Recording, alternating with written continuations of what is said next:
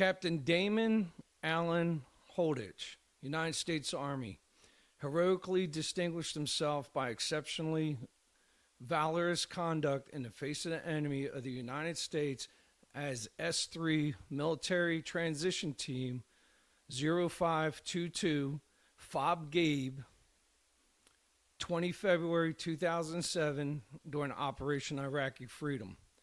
Captain Holditch demonstrated outstanding courage and bravery during Operation al-Hasab in the vicinity of Baqubah, Iraq, while serving as MIT 0522's S3. He was supporting the Iraqi Army Battalion during a mission to clear South Baritz. Dismounted Iraqi soldiers were in the lead, advancing alongside an Iraqi Army's M114 as they turned and headed north along the village's main canal. As Captain Holditch approached the turn, the lead Humvee was destroyed in a catastrophic explosion from an IED that flung Iraqi soldiers around the wreckage and into the canal. The blast site immediately became the focus of heavy automatic machine gun fire, AK-47, and RPG fire. The Iraqi soldiers were thrown into shock and fell back from the burning wreckage. Captain Holditch was only 15 meters from the blast, but quickly recovered and set about rallying the soldiers to establish a defense, lay down suppressive fire, and form a rescue party. The first victim with severe head injuries lay right behind the burning wreckage. Captain Holditch, finding no soldiers, ran back and grabbed 3 Iraqis and made a rescue team. Under his guidance, the soldiers moved forward and partially pulled the victim to safety before they retreated under heavy machine gun fire. Captain Holditch then alone grabbed the casualty by his vest, pulled him to safety as a U.S. Army Bradley moved up and began laying down suppressive fires. Captain Holditch rendered first aid until assistance arrived, but then sensing there might be casualties in the canal, ran ahead of the Bradley where he saw a soldier in the water. He ran back and again, finding no soldiers, rallied a second team of rescuers. He led this team forward under heavy enemy fire until one of the rescuers was hit by enemy fire. The remaining Iraqis again fled, and Captain Holditch single-handedly grabbed this soldier's vest and drug him to safety and administered first aid while waiting for assistance. It was then the team leader arrived, and together they coordinated smoke from the Bradleys and 203 gunners. They rallied the team leader, laid down suppressive fire while a team of Iraqis pulled the third victim up to the road when they collapsed from exhaustion. Captain Holditch and the team leader grabbed the injured man and drug him to safety, again administered life-saving first aid. Captain Holditch personally saved or assisted in the recovery of 3 Iraqi wounded in action. His efforts to rally Iraqi soldiers played a crucial role in the successful rescues and ultimate survival of 3 soldiers. His actions are keeping with the finest traditions of military heroism and reflect distinct credit upon himself, this command, and the United States Army. This was the citation for your Bronze Star Medal with Valor. Yes. Thanks. Thank you for coming today and sharing your story. So, my name's Bobby. For those that don't know, I am the host for the Debrief project, and we have when I knew him, he was a captain, but you are actually a retired lieutenant colonel now, right? That's correct. So, looking at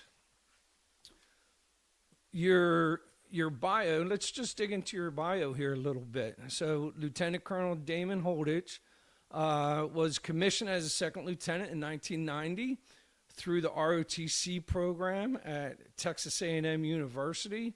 You earned your bachelor's in industrial distribution. Upon completing the officer basic course, you received your first assignment with the 1st Battalion, 141st Infantry Regiment, 49th Armored Division out of Texas. So that was right before Desert Storm popped off, huh? Yeah, I went to IOBC and reported in January, and within a week they were dropping bombs on Baghdad the first time. Welcome to the Army. That's right? it. Welcome to the Army. We're now at war. So from there, you wound up taking over, Texas National Guard, where you served as a platoon leader, company executive officer, battalion support platoon leader, the S4. One of the hardest jobs I ever had. Trying to keep a mech battalion full of Bradleys with all the beans and bullets and fuel and ammunition and taking them through gunnery, and that was a hard job. Yeah, S4, and it's thankless too, right? It is. It's nobody cares about the S4 until there's no food or fuel. Right, and then the S4 is like a really important person. And then you served as the aide-de-camp for Brigadier General Lopez, who was the division ADCM, right? Yeah, Assistant Division Commander. Yep, for maneuver. Okay, wow. After completing the captain's career course, you were assigned to the 87th Division, where you served in various roles as OP4 Observer Controller and HHD Commander. You were in pursuit of your master's degree, where you successfully accomplished a master's degree in MBA from the University of Alabama, Birmingham. Right. And then, this is where our paths crossed, is you were later assigned to 1st Brigade 108th Division, the 108th Division, and deployed to Baqubah, Iraq as the S3 Combat Advisor assigned to 3rd Brigade 1st Cavalry Division. That's correct. That's right. Working with the 2nd Battalion, 2nd Brigade, 5th Iraqi Division. You served from June of 06 to June of 07 in Baqubah. In country, 12 months, boots on ground. And that's where you earned your Bronze Star with Valor, but you also earned an Archon with Valor, a Purple Heart, a Bronze Star for service, and the coveted Combat Infantryman's Badge. Absolutely. Upon returning, you served as the Battalion Executive Officer for 4th Battalion, 518th Regiment, 104th Division, and the Scenario Development Chief for the 75th Division. In June 2014, you were assigned to the 11th Battalion, 108th Regiment, Command and General Staff Officer Course, and you served as a small group instructor there. I did. That was a great assignment. And then finally, you retired 28 years later. Hard to believe. In June of 2018. I did. That is quite the, and that's only four paragraphs. So I'm sure that's just the highlights. So pretty impressive. Well, I was really blessed. I had a great career. I got to do some fun stuff. I went from doing my maneuver stuff in the infantry unit in Texas, going through Bradley net training and netting that equipment and taking it through table 7 gunnery. As an XO of the company, I had my own Bradley. I commanded a Bradley. That was a great piece of equipment. Really enjoyed that. And then I actually was going to get out. So in '99, I left San Antonio, moved to Birmingham, and moved into the inactive reserves. September 11th happened. On September 12th, I was on the phone with Army Personnel Command, finding an assignment, getting into a unit, and then I never looked back. Where were you born and raised? Yeah, I was born on an Army base in New Mexico, White Sands. My dad was a first lieutenant at the time, and he was actually a general's aide also. So he was serving General Davidson as his aide-de-camp. And once my sister was born, we got out of the military. He successfully served and didn't get called to Vietnam. That was a pretty tough time in '68, '69. So he got released from active duty, and we went to Texas, where I grew up in North Texas, Dallas area. lived all around the Metroplex, Tyler, Wichita Falls, Arlington, Richardson. My dad was with the Texas Utility Company, so he's an electrical engineer. Okay. And then we moved to Austin in 1980, and I ended up going to junior high and high school in Austin, which was a lot of fun. Round Rock, Texas, to be exact. Yeah, is you playing sports in high school? I worked with the football team doing sports medicine, so I was one of the trainers. In high school? I did. Really? Yeah. Okay. So That's one way to get into the games. I was never big enough and fast enough, but I wanted to be with the team and be a part of it, and that was a good deal. And I had one of our guys break his leg in mid-femur playing football, and I held that guy's leg together until the ambulance came, and I said, I'm definitely not big enough to do this and play sports, so I'm going to do this other. So I contributed and had 3 varsity letters on the team with as their athletic trainer. Really? Yeah. Okay. So. That's and what year was that? That was 1986 is when I graduated high school, and Okay. so 82 to 86, I guess. I was not in 82, 86. Well, I was in high school, but I was not thinking about being an athletic trainer. Yeah. That was, pretty interesting extracurricular activity in high school. It was a lot of work. It was a full-time job. All right, so you graduated in 86? I did. And then what'd you do after? So I always wanted to go to A&M. My dad was a graduate from A&M. All my uncles were. I grew up watching the Corps cadets there. All I knew is I wanted to go and be in the Corps. I didn't really know much about school or going to classes or anything like that, but I did know I wanted to be in the Corps cadets. So I got into Texas A&M and joined the Corps, and with no idea at all that I was going to go in the Army. I mean, really, that was probably not anywhere in my mind. Was the Corps of Cadets strictly Army? So it's all services. So they have an Army ROTC branch, Air Force ROTC, Navy / Marine Corps. Okay. So they commission more officers than any other school in the country outside of the military academies every year. So, and they contribute to all 4 service branches. So you got in there. Did you go just kind of feel it out, or did you go in, sign a contract, and you were all in for 4 years and they had you? So I was barely making it in school. I was engaged with ROTC, having fun doing that, just playing that, it's a 7-day Corps, a lot like Citadel or the West Point. So we're in uniform 7 days a week, all live together. So I was involved in that, but my grades weren't really where they needed to be. So I was on the bubble of whether I was going to be able to come back or not. So I went home at Christmas and really had to do some soul searching. What am I going to do? How am I going to, who do I want to be?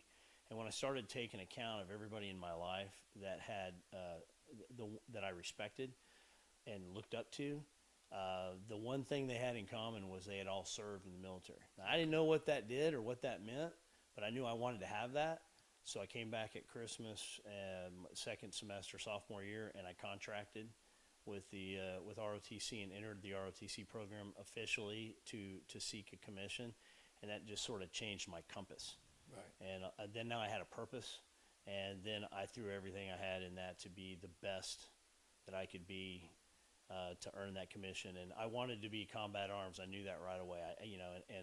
So I joined the Ranger unit. It's called Rudder's Rangers, named after Earl Rudder, Colonel Rudder, who stormed the beaches in Normandy and scaled the cliffs at Point Duhawk. He later became the president of the university, and in the '60s when my dad was. So he was a Texas A&M graduate. He was an Aggie graduate, and then went and did all those heroics at Point Duhawk. Yep. And then he eventually came full circle. Yep. And Came back to the campus and became the president. So we named the Ranger unit after him on campus. So we did all kinds of weekend activities. We'd go out into the field. We could get out there and we would just do night operations all weekends during school, and then over Christmas break we'd go out and operate for 2 weeks. In addition to everything else the regular cadets were doing, this was on top. Yeah, this was totally on top, and so that's where I fell in love with the craft of being in the field. I was good at it. I mean, I was good at. I knew where I was. I could navigate in the field. I was good at night. I was good with with weapons and proficiency and leadership and orders process, and so I just got the bug, and I definitely wanted to go infantry, and I was selected for infantry, and when I branched. with your family, your father, your uncles, did you have anybody that served in the military that inspired you to join the infantry, join the army? Well, my grandfather, his name was Damon Holditch also. That was the generation, all his brothers, they were on a dirt farm south of Dallas. They were dirt farmers. And World War II got them off the farm. He joined the 36th Infantry Division as a private, and going through basic training at Fort Polk, they had to take a test. You know what it was, went to hangar, took the test. And so a few weeks later, the Jeep pulled up while he was on the range. One of the great stories you get to hear from him. You didn't hear a lot of them from him, but this is one of them. He said they walked over and they looked for Private Holditch. Private Holditch, yes, sir. You scored 146 on your IQ test. Do you want to be an officer? He said, hell yeah, I'll be an officer. So they sent him to Fort Benning, Georgia. He did OCS there. And so he was commissioned in OCS at Fort Benning, which is Officer Candidate School. And then when he got out, he was a first lieutenant there at Fort Benning. And all the captains had left to go to the Air Force. They wanted to fly bombers. So all the captains in the Army had left to go to the Army Air Corps and fly bombers. So he ended up commanding a cannon company, which is like the 120 millimeter mortar direct support for a battalion now that we would have. Yeah. He had towed artillery pieces, but he was a cannon company officer and had the regimental artillery or indirect support asset that was up front with the regiment and supporting the battalions. And he went over to Europe and was with Patton's Army, 80th Division. He was part of the group that stayed up north, so the Germans would think they were coming across the northern channel. And so he came about 30 days after the initial invasion into Utah Beach, and then he went with Patton all through Europe, wounded at the German line, but returned to duty. So he caught some shrapnel that, kind of like me, carrying some shrapnel. But so he ended up with a Purple Heart also, and he was in the Battle of the Bulge. Patton said, "You guys go right and head to Bastogne," and he was part of that. Getting up, he tells the story. Hey, it was the only time in the whole war they got up on the road, turned on their headlights, and just went as fast as they could. Yeah, he inspired me. And he's 50. We're 50 years apart. He served with great distinction and came back with a combat infantry badge, a Purple Heart, and 2 Bronze Stars, and in Europe. And I came back from Iraq as Captain Holditch with the CIB, a Purple Heart, and 2 Bronze Stars. So it's an interesting connection that I was able to make with my granddad that not many people can do. So yeah, he was absolutely inspiring to me to join. Was he a lifer? No, he's like anybody. He got out. They were going to call him back for Korea, and then that didn't happen. But most of those guys stayed deep. D plus 100. 100. So until complete plus 100 days, and then he came back to Texas. Okay. Yeah. Wow. Plucked off the range and went to OCS. Yeah, yep. That's a pretty interesting story. One of my favorite stories, if you don't mind me sharing it, is one of the few pictures. I have a lot of pictures. I mean, I showed you a bunch of them. I documented everything where we were going.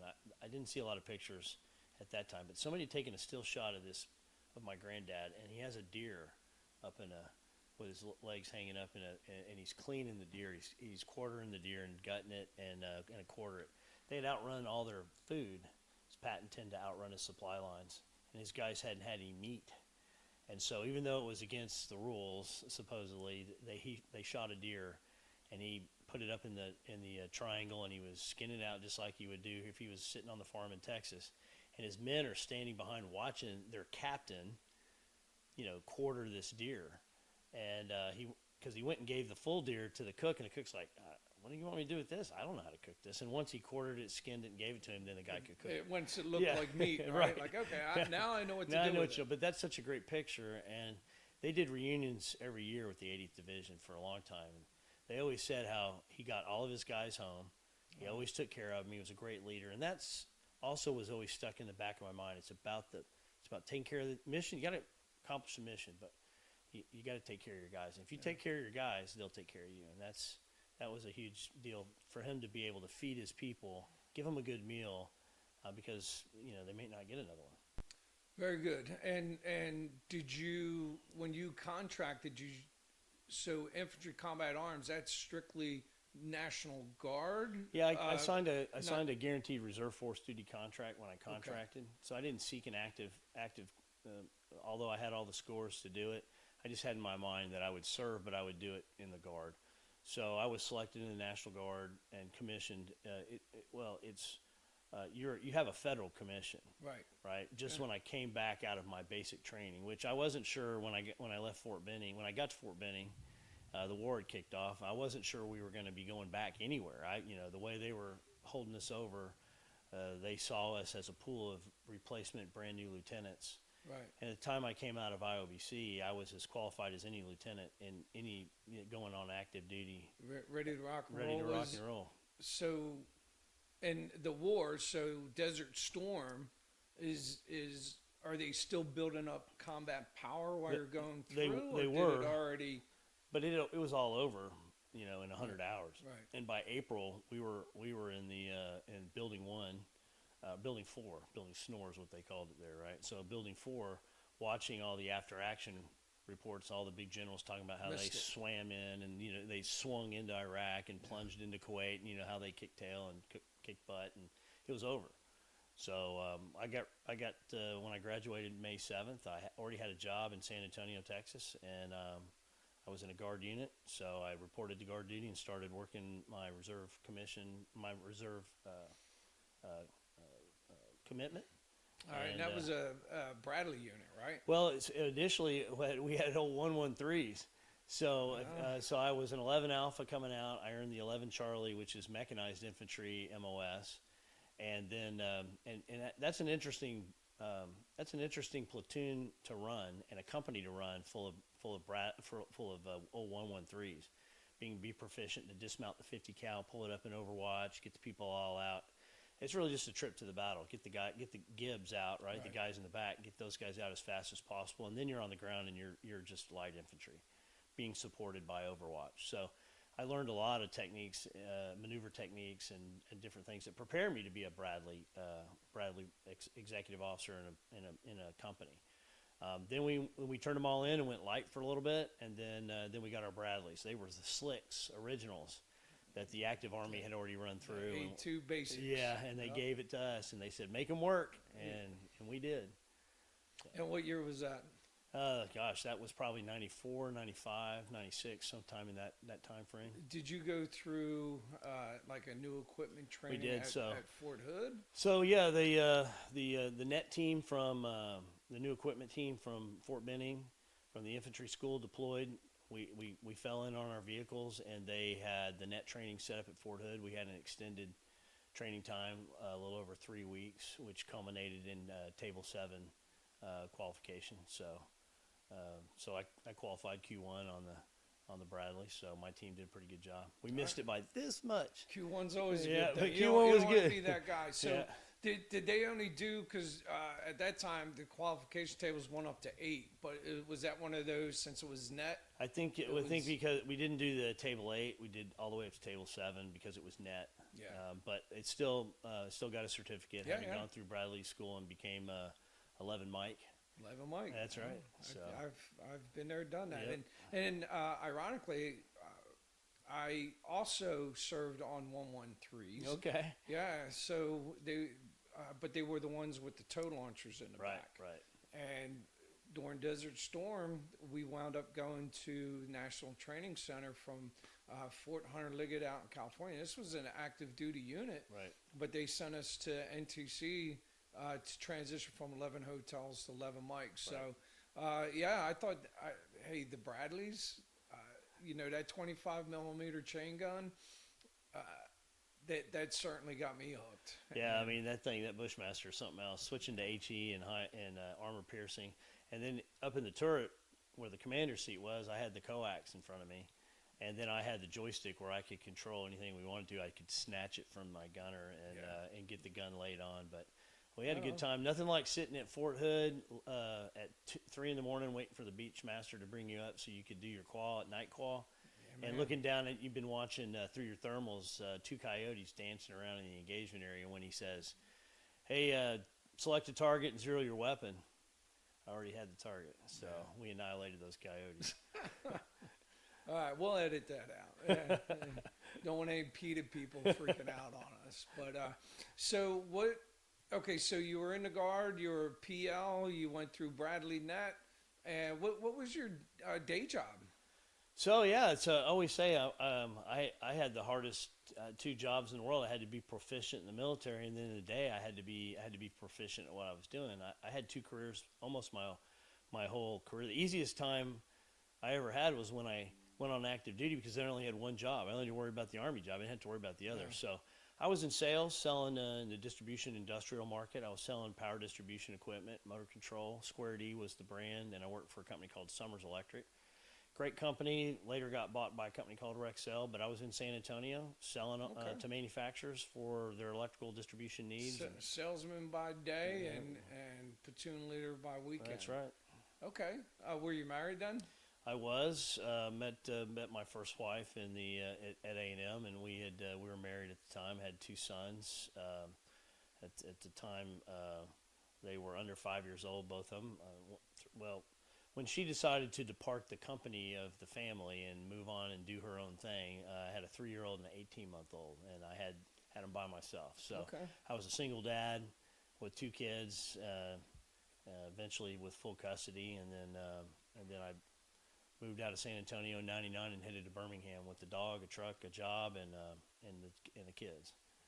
Okay, so Birmingham, Alabama. Did you stay with the Texas Guard, or did you transfer? Yeah, so when I moved Alabama? to Birmingham, I went ahead and transferred into the inactive reserves. Okay.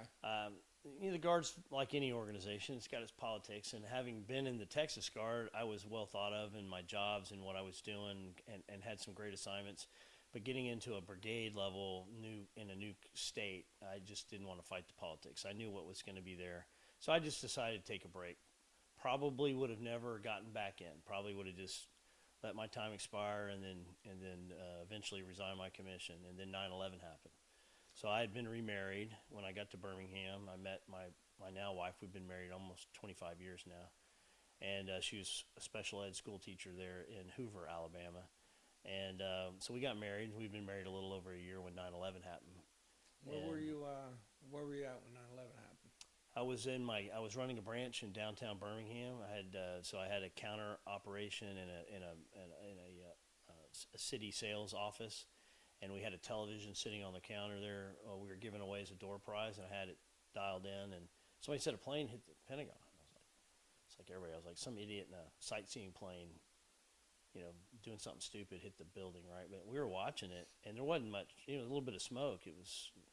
And then that second plane banked in while I was watching and hit the second building. And I had my dad on the phone, and the only thing he said, because we were all watching it too, he said, hey, we're at war. We're under attack.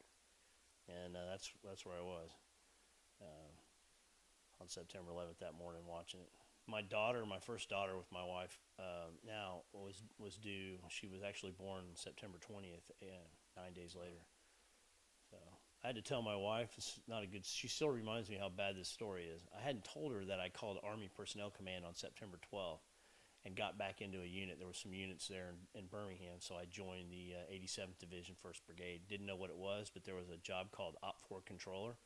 I knew what Op 4 was, so. Yeah, controlling Op 4. Yep, right? So opposing forces, so I could go think like the bad guys. So I got into that position, but until she got in the hospital and was in labor, and we had a quiet moment. I said, hey, I've been meaning to tell you that I got back in the Army, and she was not happy that I chose that time. Your time is not that. It was awesome not either. good. It was not good. But yeah, so that's how I broke the news to her in the waiting room. Did you think because she was under anesthetic that it would go over a little bit? I don't know what I smoother? was thinking. It was it had been such a busy week, and so many things had happened, and I hadn't had a chance to tell her I'd done that. So that's probably, I have a little history of doing things and telling her after the fact anyway. Do you want to apologize to her right now? I'm sorry, again. Again, yeah. Yeah. So, okay, 9/11 happens. You pick up the phone, you make the call. Yep. You want to get in the game. Yeah, I just figured I wanted to go to war with people I knew, and if this was going to be a massive call-up, I didn't want to be sitting as a first lieutenant with infantry designation in the available inactive reserves that units would go to first and start plucking. Orders would have been coming, and I just wouldn't be able to pick my unit. So I wanted to pick my unit, and because of that break in service. Interesting, because when I left the guard historically doesn't do paperwork very well. They never got my paperwork right, and so September 11th, I was still a first lieutenant. I should have been a captain 4 years ago. The promotion had never been done because of the paperwork and me moving and everything like that. So I got back in as a first lieutenant and had to get all my paperwork together, get a good PT test, go through all that stuff, and then I pinned on captain. But because of that, when I deployed to Iraq, I was a captain, which was great because I ended up with the best job at a battalion level as an S3 advisor. Yeah. That was a great job. If I had been a major, I would have not been able to do that job. So it put me in a good spot. But I turned 38 in Iraq as a captain. I was an old captain. So you deployed. Did you deploy? Okay, so you called them. You got back on orders. You're in the guard. Yep, I was in the reserve. So the difference, the subtlety is the guard is a state militia first, and they can be called up on Title 10 orders and federalized. So it's what we saw a lot in the from 2003 on. Guard units were mobilized under federal law orders, and then they acted like First Cab. They were an active duty unit under Title 10 orders. But the rest of the time, you're paid through state funds, and you're a state guard. But most of the guard units all have all the combat arms stuff. So you get into the reserves, and it's a completely different game. So that's why I was ended up in a basically a simulator, a sim group that was doing warfighting exercises and training active units and other units in their warfighting skills. Okay. Really exercising battalion brigade level TOC operations. How was your MBA studies going? Yeah, so I was trying to finish that up. I graduated in 2004 and then got mobilized on September 11th, 2005. And then they mobilized me to work in Birmingham at the reserve unit, which quickly became something I did not want to do. So mobilized, you were active, you were brought on essentially active duty. 700-day orders to stay in Birmingham. Working in Birmingham, training other units. Okay, training other units as they were getting ready to deploy. Right. But you didn't have anything on the horizon as far as you going overseas. No, so yeah, I mean, again, politics plays into everything, and they wanted everybody mobilized to be part of it, but they weren't interested. The command wasn't interested in trying to go do anything really. Right. So quickly, I was like, I can't do this. I can't be on active duty orders. It's just not in my blood to do this job when other people are doing. So I had to get 3 general officers to sign off on my release from active duty to join a unit that was being mobilized for the MIT team mission. So General Honoré was the last guy to sign off. So I had a 1-star, a 2-star, and a 3-star letters. The Raging Cajun. Yeah, and as soon as I got the Raging Cajun signature, I packed up and went to Fort Benning, Georgia, and signed in there and said, I'm being released from active duty. They out-processed me right there. And then I was on new orders 4 days later, mobbed. And then from there we went to Fort McClellan 3 days, and then went to Fort Hood and 45-day train up there, and then straight to Iraq. Off to Iraq. So what was your home situation at the time? Was your wife working? She was stay-at-home mom? Yep. She was a school teacher. She was a special ed teacher, so she was taking care of my 2 sons and my daughter. And yeah, she was working full-time taking care of those kids. 2 sons and your daughter. And your daughter was how old at that time? She was 5 years old, so I came back on leave. I was you drew lots to see who got leave. I drew the last lot, so I wasn't going home at Christmas. But I took the first leave rotation because that was her birthday. and on September 20th. And so I made it home for her birthday, and then my wife and I went and spent a week in Turks and Caicos while I was on leave. So you knew the MIT team was in your future when you signed up for this. Yeah, that was our mission. It's a really unique mission. I thought pulling a bunch of reservists and guard members together and sprinkling some active duty guys around some of the key effects stuff. We had an active duty field artillery master sergeant and a captain, and then we had an active duty medic sprinkled into our team, and then the rest of us were reservists. And it was an interesting group I had an engineer from Boeing who was a Cobra pilot in the first Gulf War, who was our team leader. His name was Jim Bowie. So our call sign ended up being Alamo, because how can you not be Team Alamo with a guy named Jim Bowie leading it? Right. And we're deploying out of Fort Hood, Texas. And I grew up in Texas, my old stomping ground. I was all over North Fort Hood and up near Gatesville, and during summers doing duty. So I was like coming home. For me, coming back to Texas and then deploying out of Fort Hood. Interestingly enough, we had some family property down the road, our family ranch. It's about 1,500 acres, and it had a big stock fishing pond on it and a big house on it. And my dad rented a 15-pack van and got my entire team when we had 1 weekend of leave, and they picked up my entire team, and we went out to the ranch and spent the weekend at the ranch, fishing and drinking bourbon and cooking Team venison building. and team building. Yeah. And I will tell you, I wanted to share that experience. We had a Willis Jeep, and we could do skeet shooting, and we went to the range and just had a lot of fun. That weekend was the one weekend that the Army couldn't duplicate, that they should absolutely duplicate, because that's the one weekend how we came together and a shared experience that we didn't have before, because we'd all just come together, that sustained us through 365 days in country. So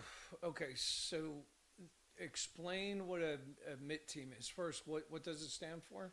Military Transition Team. So what our mission was, it was to embed with Iraqi units at the battalion level. I had a battalion counterpart. My commander covered down on the commander of the Iraqi battalion, the S4, XO, and then the enlisted and non-commissioned officers covered down on their counterparts. Okay, hence the S3 and your Bronze Star with Valor. Correct. Right up. So my job was kinetic operations and working with the S3 to teach him mission planning. And so, when we deployed, they said, "Hey, we want you to go teach them MDMP," which I later taught at Fort Leavenworth in my career, which is a great process in military decision making. That's what that stands for. But I went thinking we were going to teach military decision making process and mission planning to the Iraqis, and I got there and I was like, okay, well, that's not going to work. Right. They're not ready for that. How about we just do troop leading procedures, which is again, how do you plan a mission using troop leading procedures? And then I was like, well, maybe that's a stretch too. How about we just do a 5-point contingency plan? So if I can just get them to Keeping it simple. Keep it simple, man. Where are you going? How many are you taking with you? Who's coming with you? What are you going to do? How long are you going to be gone? What happens if you get fired up? What are you going to do? And what happens if I get fired up? What am I going to do? Just teach them, go TWA, right? 5-point contingency plan, right out of the Ranger Handbook. So you guys trained, you came together at Fort Hood. Yep. Trained for 45 About days. 45 days. And how many people were on the team again? So we had 12 people on the team. Okay. When I departed Fort Hood, we departed with 11, and then a 12th was coming. He was late his call up. He had just come off active duty, and then as soon as he hit his unit, he got mobilized and put on this mission. So he was happy camper. Got hooked up. Yeah, he got hooked up. Finished up your training at Fort Hood. You had 11 of your 12 team members with you. You had one that was going to show up a little bit later. You guys are feeling pretty good. You think you understand the mission. You're going to go and teach MDMP to The staff. a bunch of Iraqi staff. It briefs really well. Right, it does brief really good. So did that happen when you got over in the country? Yeah, so, we got to Buehring just like everybody, most brutal hot place. My hotometer is forever change, landing on the ground there in June on Father's Day, and it's already 120 degrees and the sun hadn't come up yet. So we spent a little time at Camp Buring doing some live fire and getting some additional equipment, and then we went into to country and we went to Taji first. We did the Coin Academy, which was counterinsurgency training. So that was a specialty class where we really dug into the Iraqi culture, what it meant to be a work counterinsurgency, and understand what that was. It's a lot of new phrases being coined in the Army at that time, with the counterinsurgency being a big part of it, because we were going to be right in the middle of working with the locals to do that. So then we ended up flying into FOB Gabe, Foward Operating Base Gabriel, named after a soldier who had been killed. And it was an Iraqi base, had 2 Iraqi battalions and a headquarters, and no American units there. You flew right into Gabe, huh? Right into Gabe in the middle of the night. They didn't really tell us much. They gave us all our live ammunition. We got on the Chinook, and nobody briefed the mission. It was really bizarre. And we got on there and we lifted up in the middle of the night with everybody on there. We had our A-bag and ruck and our weapon and ammunition. And I just expected to lift up over Baghdad out of Taji and head out. And I just thought rockets were going to be coming out and trace around. That's what I kept looking, and this guy sitting on the tail gun with a loaded weapon, and it's at night and you're crammed into this thing and you don't really know where you're going. And we landed at the pad in the middle of the night. There's no lights, and it's just like, get off. So, man, we're picking up our stuff and we're shuffling off the back of this thing, and the guy in front of me just disappears. You can see his cat eyes in the back of his Kevlar. He just disappears. I thought, man, he's been shot. Here we are, getting off the bird, and he just misstepped and fell off the back of the bird. We gave him a hard time. That was Sergeant First Class Kennedy. He was our active duty effects NCO. But we pulled him up and got him in, and we stood there as they lifted off in the dark, dust settling everywhere, and it got real quiet. Well, now what? I don't know where, we don't know where we're going. And the team that we're replacing wasn't there to get us. Either nobody told them we were coming that night or whatever. So we said, well, let's look around and see what we can find. And, of course, the Georgian soldiers were pulling security at FOB Gabe. And so, I didn't know any Georgian. And so, hell, I thought they'd shoot us. And we finally found the team. They came and got us, rolled up in civilian Jeeps. We throw our gear in. And their call sign was Shepherd. They were called Team Shepherd. And so they herded the Iraqis and shepherded them, and during their rotation, and we were going to be ripping with them for the next 2 weeks. So the unit that you replaced, what was their mission? What were they doing as you guys were doing the relief in place process? So at that time, the Iraqi Army hadn't taken over battle space. So the team before me was really all about trying to train them on mission planning and get them outfitted correctly and make sure that they had their task org and they knew what they were doing under the Iraqi 5th Division, 2nd Battalion, 2nd Brigade. Really about more organization.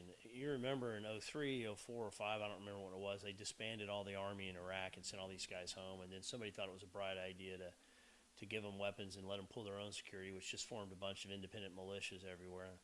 So we were trying to reconstitute the Army. So their job was really reconstitute, train, get them ready to go. When we landed, very quickly that mission changed to a very kinetic, battlefield-owning mission. If you recall at the time, there was a lot of, we'd already been there for 3 or 4 years, and there was a lot of politics around getting the Iraqis to stand up and take care of their own country. Right? We invested all this money, rebuilt So all of a sudden the push was they got to own battle space. So when we landed there, 3rd Brigade, 4th Infantry Division had the mission that you guys later came in October to take over, and they owned the battle space. So it was, coalition owned the battle space. Iraqis kind of went along for the ride, just training, like right seat right, that sort of thing.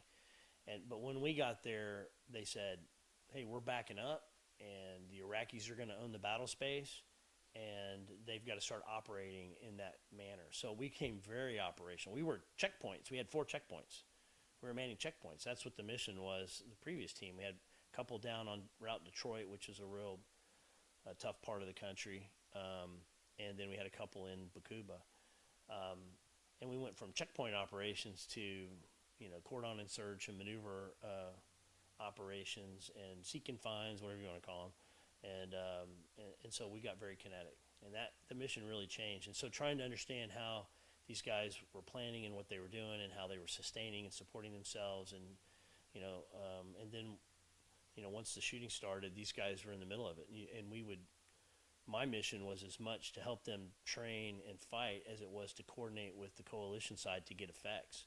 So could we get artillery support? Could we get mortar support? Could we get air weapons teams? So they were getting essentially a crash course on the MDMP process, right? Yeah, so MDMP was a stretch. So when we got with the staff and really met these guys, my first counterpart was an old MiG pilot, if you can believe it.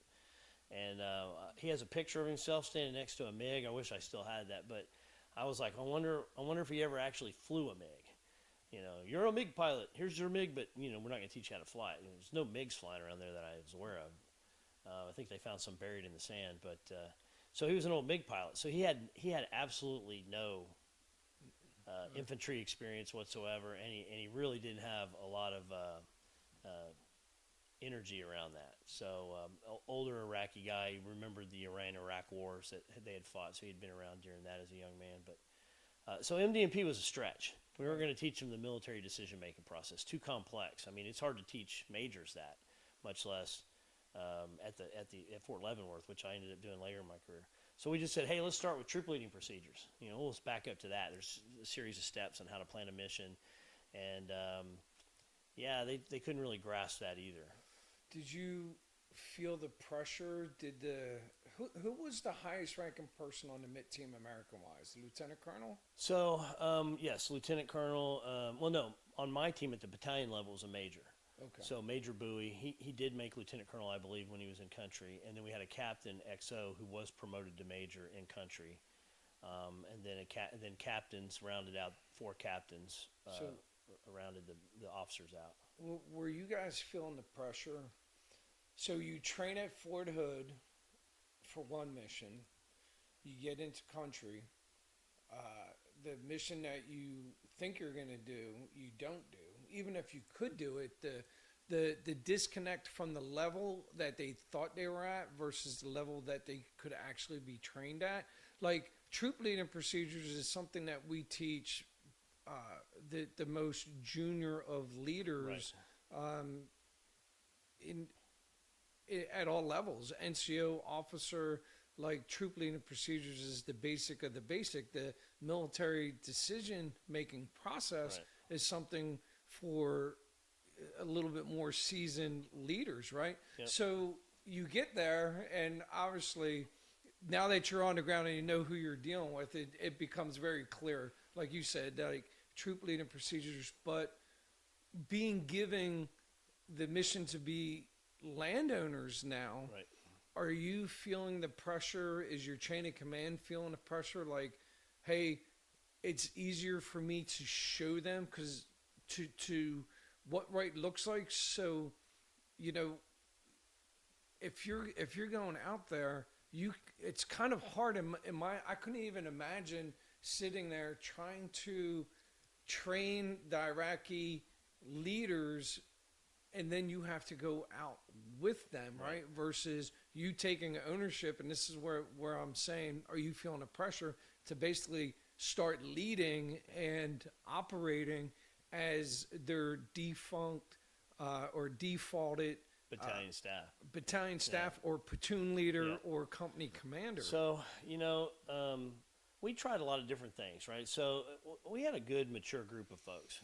My team, one was an engineer at Boeing. The other guy was owned an insurance agency in North Alabama. I was a sales manager at the time. We had just such a eclectic group of guys with all kinds of different experiences.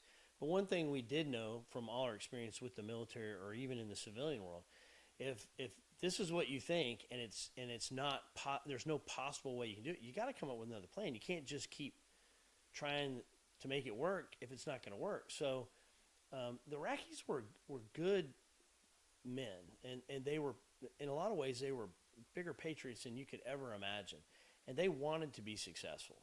But there was language barriers, and it was, how do you teach something that's just conceptually not in their vernacular or, in their culture? Their culture was follow the leader and do what the leader does. So if the leader was a criminal, which we saw some of that, then they acted like criminals, and if the leader was a good guy that wanted to be a patriot, and we had some really good ones like that, then they did the same thing. They did what the leader did. So that's the Soviet way of thinking, right? If you lose your leader, dig a hole and go to ground and wait. That's not our thinking.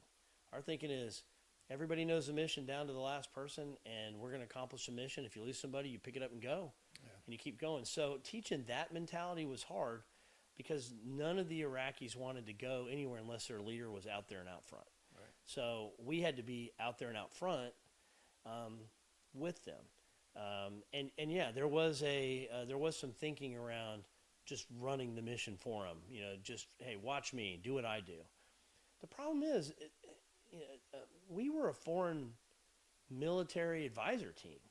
We weren't from there, and you can imagine if we had foreign military here fighting a civil war with us, and they're telling us how to do in my neighborhood what I know I ought to be doing or not doing. That's difficult. So the team that we left had really bonded with them, and the Arabs are a funny group. When they commit to somebody, they're committed, and when they bond, they don't give their bond up very early. So we had to establish a real level of trust with these guys, and I'll tell the story later. But February 19th was the big engagement where we crossed over from being foreign military combat advisors that they appreciated to members of Fort Jathani, which was the battalion, 2nd Battalion members, and almost like brothers. I mean, just everything changed on that day. And then for the next 6 months, it was a completely different operational level of leading and coaching, and I didn't have to worry about it. Where did that change come from? Was that a theater change from the Army side? Nope. From the American side? Or? This was really how my team and I, we really did cross into a different place with the Iraqis. So December 19th, 2006, we had a mission to go to Chubanot, which was where a water treatment plant was north of New Baqubah.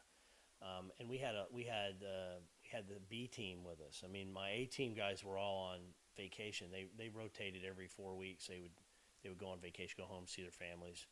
So the good guys, the guys that I could really trust, knew what they were doing. They were gone. So we had the B team leaders. We had this big mission drop on us, so we had to roll out and do it. But my team leader, I went back and looked at my journals. He got the Saddam's revenge, right? So it's like probably everybody got. So he was dehydrated and, no bowel.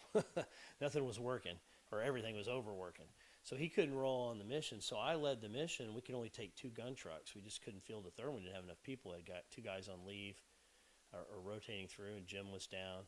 And so we rolled out on this mission. Really easy mission. 70 houses, cordon and search. Wasn't going to be a big deal. It was Colonel Karcher. He was bringing the brigade. We had 2 battalions of Iraqis. We had supported with, I believe it was Bone Company that was out there on the cordon, was helping assist. So we had Bradley sitting at the cordon points, keeping people from squirting out or coming in. So we had the outer cordon set, and we rolled through New Baqubah, and we started taking rounds. As soon as we rolled up that street, I mean, they were sniping us all the way through. Knocked my first truck out. I had to actually do a sling assist, and I drugged the first Iraqi vehicle in with me to the objective site. Pulled him over to the side of the road and unhooked the tow bar or the strap. But it was about a football field long objective, empty parking lot. You could call it a parking lot. It was dirt. Had the water treatment plant just south, and up north was about 70 houses. And our plan was to go in there and occupy the tallest building, clear it all the way to the rooftop, make that the operational talk there, and then conduct the cordon and search, looking for weapons and foreign fighters and whoever might be in the area. Well, it was foreign fighters.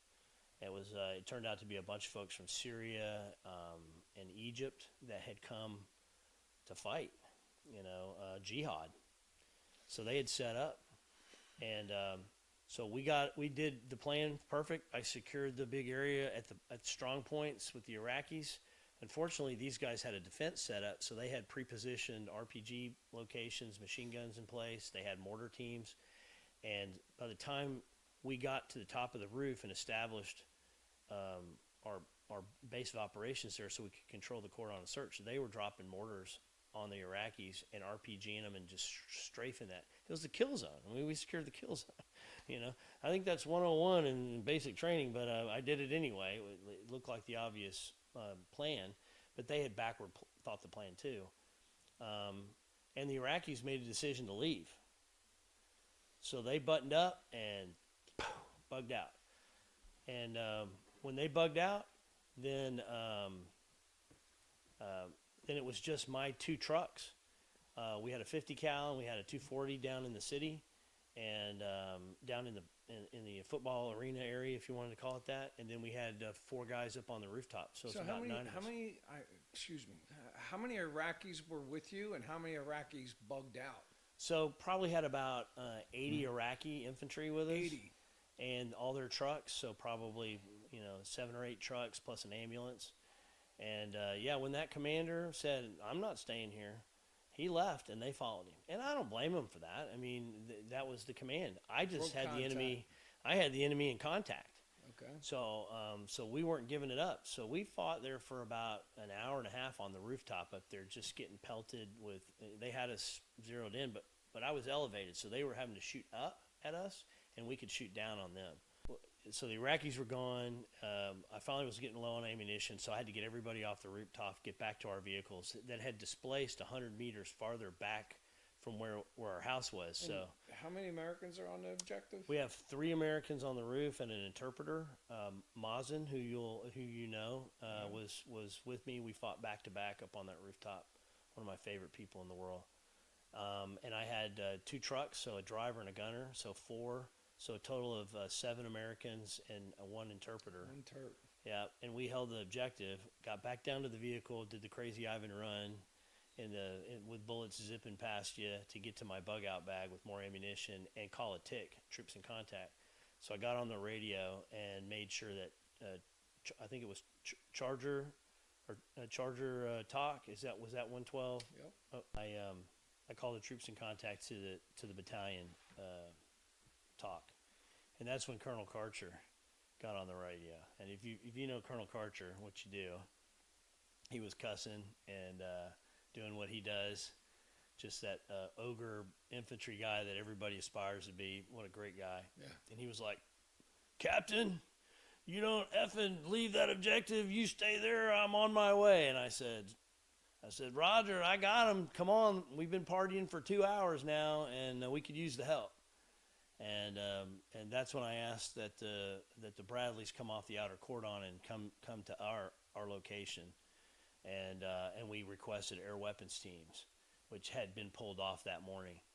So I'll never forget when the Bradley came past me, their Bushmaster going off, boom boom, targets, boom boom boom as they rolled in, and so they pulled up and supported. At some point along the way, I got hit. That's when I got shot. Probably just a ricochet that hit me in the arm, kind of spun me around. But, it just kept firing, trying to get the guy that was shooting at me. But I was definitely targeted. And then I'll never forget when the air weapons team arrived, that Apache that came in over the treetops. I didn't hear him coming. There was a lot going on, but you think it's loud, but dang thing will sneak up on you in a hurry. That thing came up over the treetops, nose down, and that gun going off the front. He had targets. They were trying to come around behind us, and they were maneuvering down the road behind us. And he had the gun down, and he just annihilated those insurgents coming around. Do you remember the air weapons team's call signs?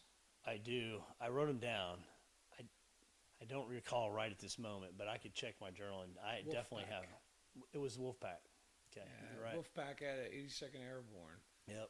And they were definitely our guardian angels, for sure. Anytime I had those guys in the air, I always knew it was going to be a good day for us. But when that guy popped up over, I'll never forget. Just because we were kind of in a lowland with some high around us, in the date palms were kind of surrounding everywhere. That guy came over the top of those date palms, and that gun was blazing on the front of that thing.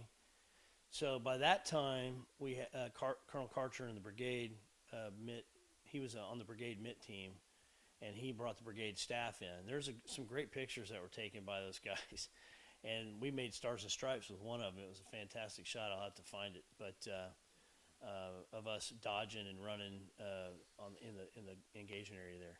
But then the Iraqis came back in, and they rolled in and resecured it, and we got back up into the building on the 4th floor, and you could see the bodies out in the engagement area. So from our vantage point, and the Iraqis began their their search now. So they were coming around. We So they didn't totally leave. They just got out of there, right? They didn't flee all the way back home. They actually clogged the road and made it hard for Bradleys to get in there, but they were outside of the fight, and then they came back.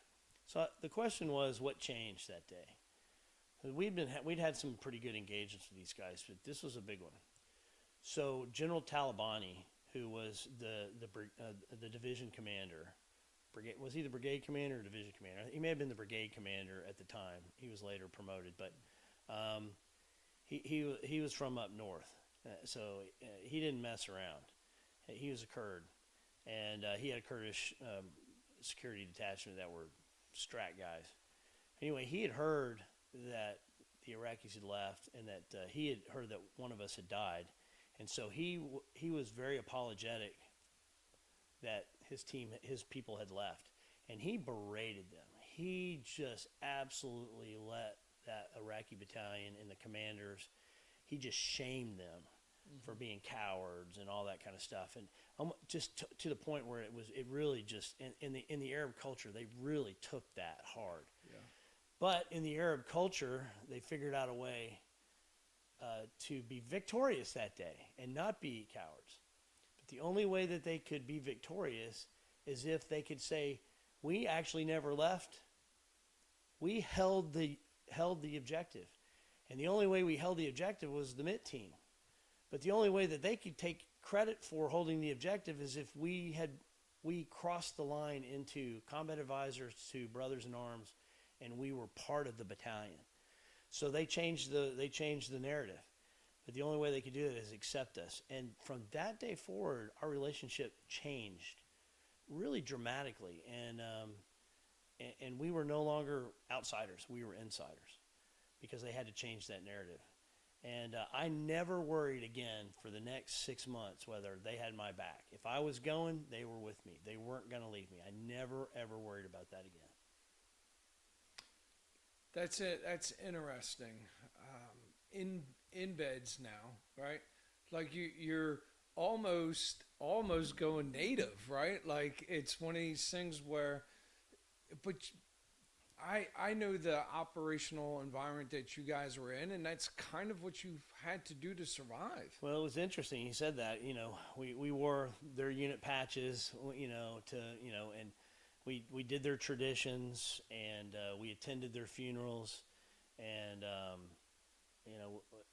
we were just brothers at that point. I mean, and you can tell when they love you, and they love you like a brother. Yeah. When we got there first, we would greet each other, shake hand, nice to meet you, good to see you. Yeah, great. And then you would move to maybe a little bit of a different embrace because they knew you better now, and you were invited a little bit into the circle. But after that day, these guys, when I walked into their area of operation back in the Foward Operating Base or anywhere else, they would embrace me, and I would get double kisses. Right. Kissing men is interesting, but I understood the cultural significance of that, and so that was good. The one thing I didn't ever get used to was hand-holding. So my officers, my Iraqi officers, that's a sign of really great affection, and it's really important. And on many occasions, they would just reach down and hold my hand while we're standing there. Man, I'm telling you what, it was uncomfortable, but I just knew it was so important. But every now and then I would just go, "Okay, Omar, hey, man, I love you too, brother. I appreciate it, but I can't hold your hand anymore, man. I can't do it, But they understood. But you could tell the difference in how they approached you. So what separated you from a traditional Green Beret mission? Yeah. Well, so a lot of people would say this mission we were on was a lot like the ARVN mission with the special forces units that were embedded in Vietnam, with the ARVNs or the Montagnards or those guys, right? Yeah. So, and we had special forces on our Foward Operating Base with us. So we started with the 5th group, and then for 6 months we had the 20th group, which is the National Guard guys, and then I think we finished up with the 3rd group. The 20th guys were fantastic. Their mission was a lot different. They were very kinetic when they wanted to, but they had a real training mission. They were really trying to stand up Iraqi special forces, get those guys super operational. When you saw those guys, they were all blinged out, just like, they had the super glasses on. And we worked with them. They a were few great, times. right? Yeah, So, sure. and that 20th group, the chief that was running that team was fantastic. I mean, we went on many missions with Grim Magic was their call sign. Grim Magic. Yeah. Thank you. Yeah. Yep. So Grim Magic, they operated in the clear on channel 3000, whatever. They didn't do any of the encrypted stuff. They didn't care if the enemy knew what they were talking about. They were that tough. But their mission was very specific and different, and they just didn't fall into the mission that we had. So in a lot of ways, we had a mission that emulated what the SF guys would do, but in a lot of ways, I thought we had a lot more tools than your active guys would have had because of our background and where we came from and our experience to really be able to operate at an advisor level, not only to the military side of what the battalion was doing and the kinetic side, but they're interfacing with the local mayors, the local police, the hospitals and the doctors. All those missions that we had to do was non-kinetic stuff. And sometimes you get these guys that are all hard charge and active duty, and they only know kinetic. Yeah, that's an interesting take. So the MIT teams were really, I think, if you were to rewind the clock back to the Vietnam days, the MIT teams were essentially doing what the Green Berets and Special Operations Forces were doing then with the conventional forces, right? Trying to build indigenous personnel and build a conventional. And now the MIT teams gave the Green Berets and the Special Operations an opportunity to start training actual special forces for the Iraqi army. That's pretty interesting, and I did not look at it like that until you just started unpacking that. But that's certainly a interesting plot twist, if you will. So, It was at 38 years old, doing that type of operation. Sort of when I think back about it, and you read that that my Bronze Star for Valor. I listened to that. I just go, who was that guy? Yeah. My God, that guy was crazy. And what was he doing there? And then I go, it was me, and what was I doing there, right? I mean, it's amazing that was plucked from the civilian world and put on active duty and given such a kinetic mission and a non-kinetic mission that was so important to the whole success of everything that was going on with the Iraqi army, and I was right in the middle of it. Yeah, the MIT teams at first, my first tour, we had to give up a couple guys to go and staff up a MIT team. And they made it very clear. They said, we need your best soldiers that you can give. Don't give us anything less, because the importance of the MIT teams and their success, because they're our ticket out of the country. That's right. And when you package it like that, and then to start building teams,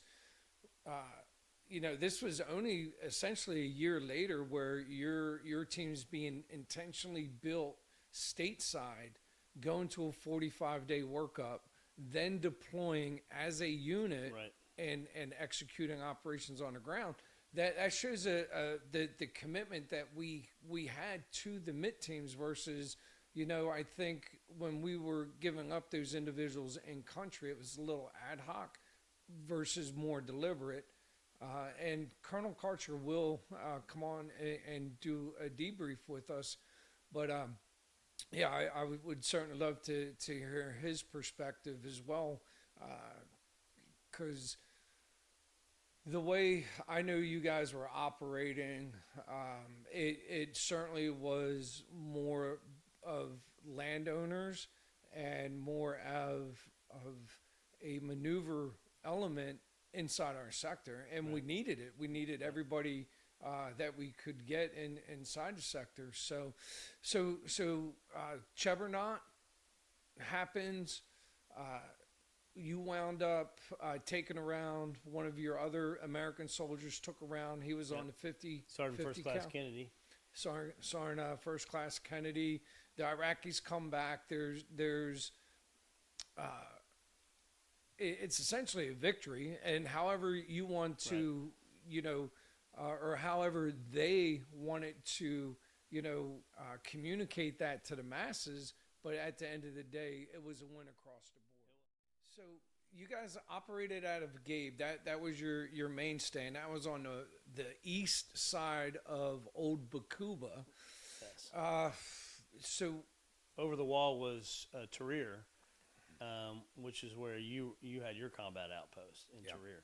So we could hit golf balls over into that area if we had them. And you guys were co-located with the ODA out there. Yep, the ODA was there. They had a compound, and then we had 2 battalions of Iraqi, the 2nd Battalion and the 4th Battalion, and then we had the brigade headquarters. And then had the brigade headquarters. And we had a great dining hall. So 168 used to be there. I think they were stationed there before 4th Infantry Division came in, but they pushed them off and gave it to the Iraqis, but they still operated full dining hall.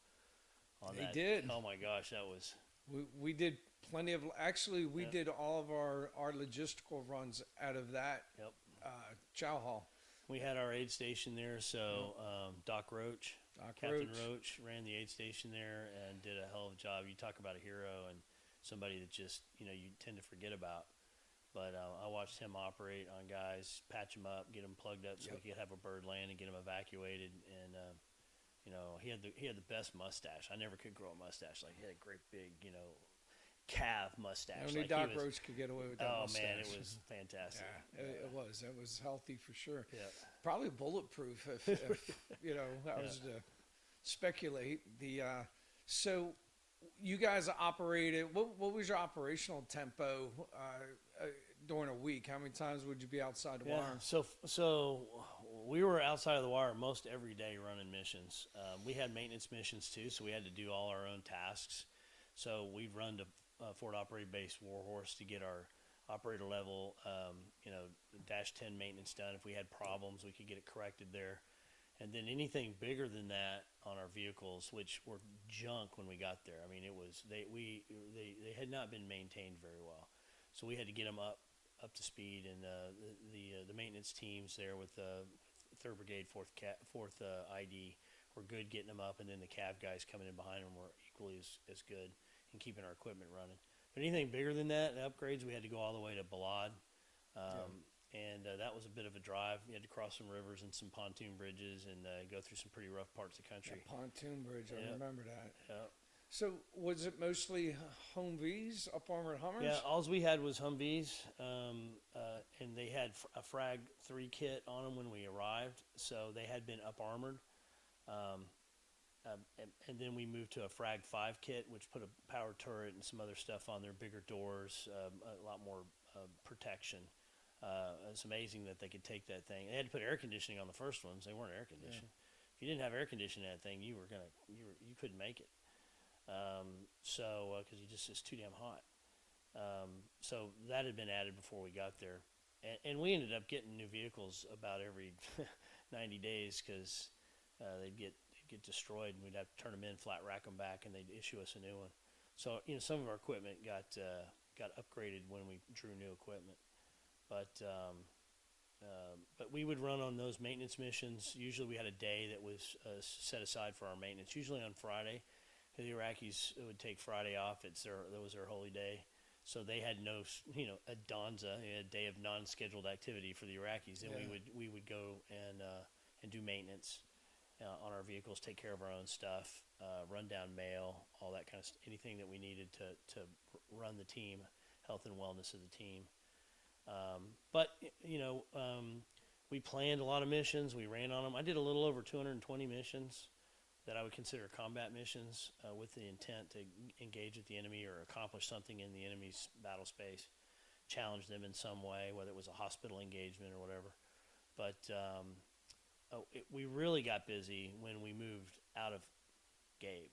So we maintained our chews. We had our places where we slept, and we had a talk that we had built there, and a HESCO, and it was Team Alamo, flew this flag over it the whole entire time. But when we moved to our combat outpost on Mufrick Traffic Circle down, I think was it Vanessa was the main route there? Yeah, Vanessa was the east-west route that ran over to the main MSR Victory. I always say when we took that complex and cleared it, and then set up our combat outpost there, and stationed a company of Iraqi infantry, and I think you guys had a slice there too. That was Mufrick Traffic Circle was Apache company. Okay, that was Apache. Right. Yeah, they operated in New Baqubah, right, and we operated in Old Baqubah, Trier, and Biarritz for quite a while. Now, you guys, I remember before you guys occupied that, I'm pretty sure that was beforehand. We were starting to do a lot of operations. The Biarritz IP station had gotten overrun. Yep. They went in and killed. That was Christmas time, wasn't it?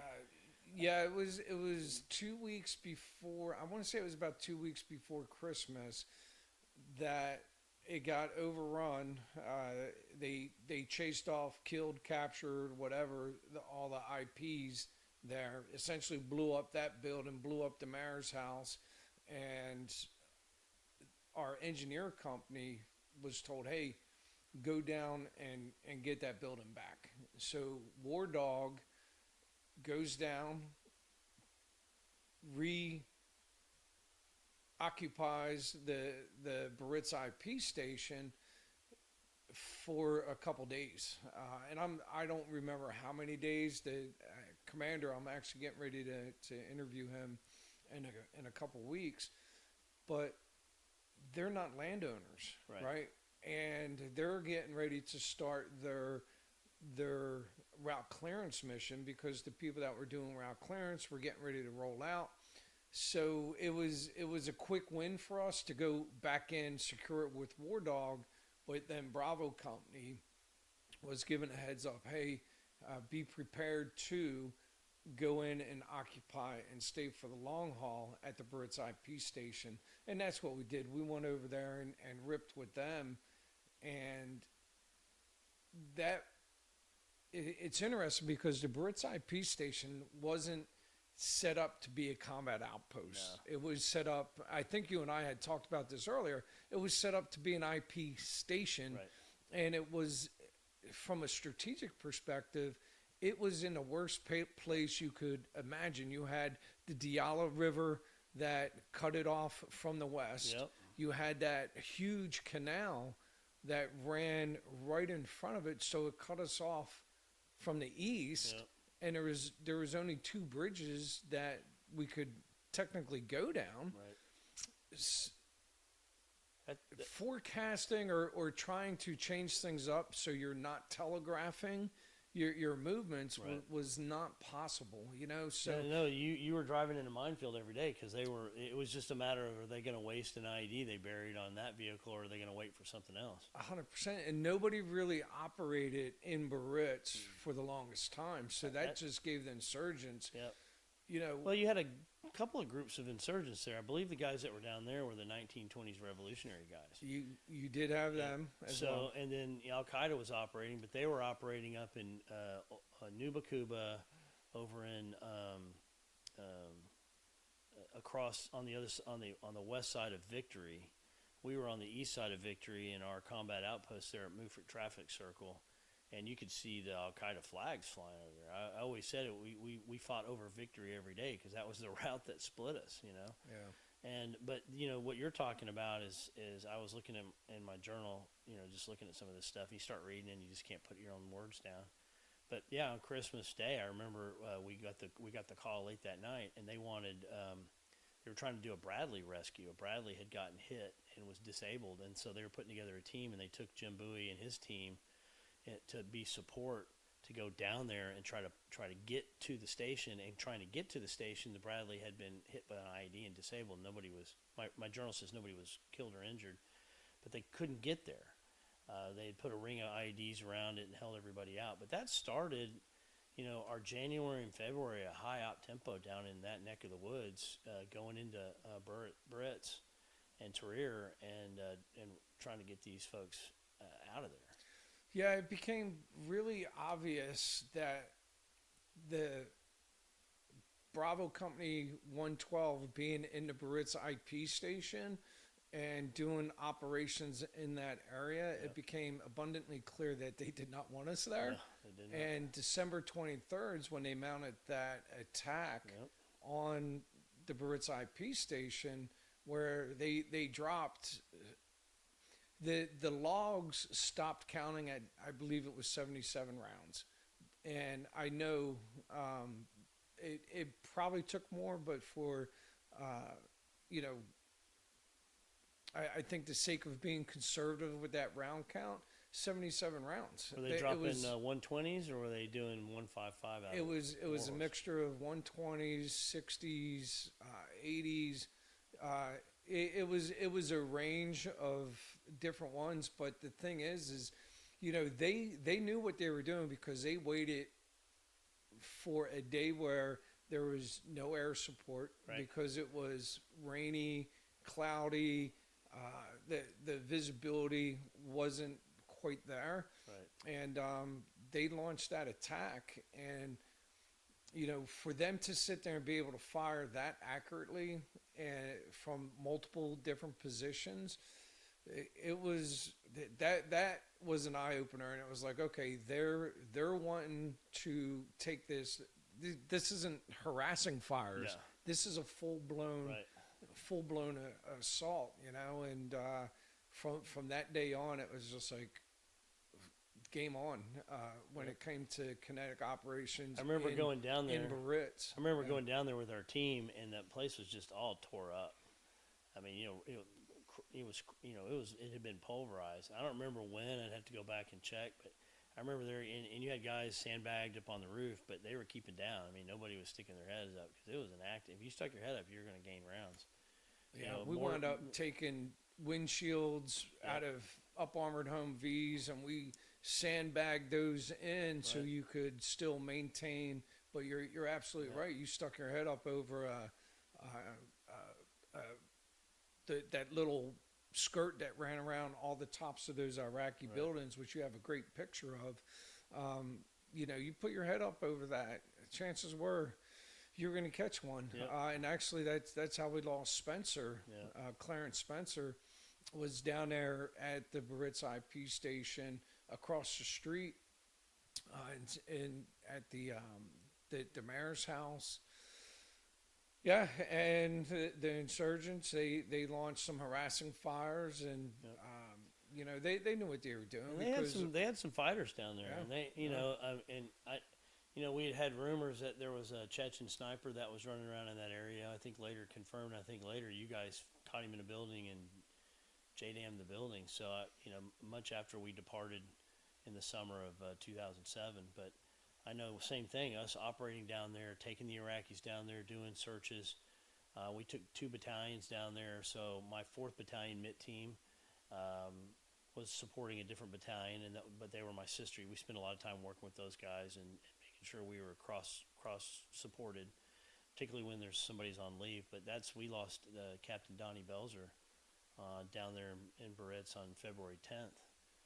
He got hit in the head going through Tarrier. Took a sniper round just right under his helmet. I mean, the guys knew what they were doing. I mean, we never heard the shot. He just crumbled into the Humvee, and we heard it over the radio. You know, hey, and they pulled out to try to get him in aid, but he was gone.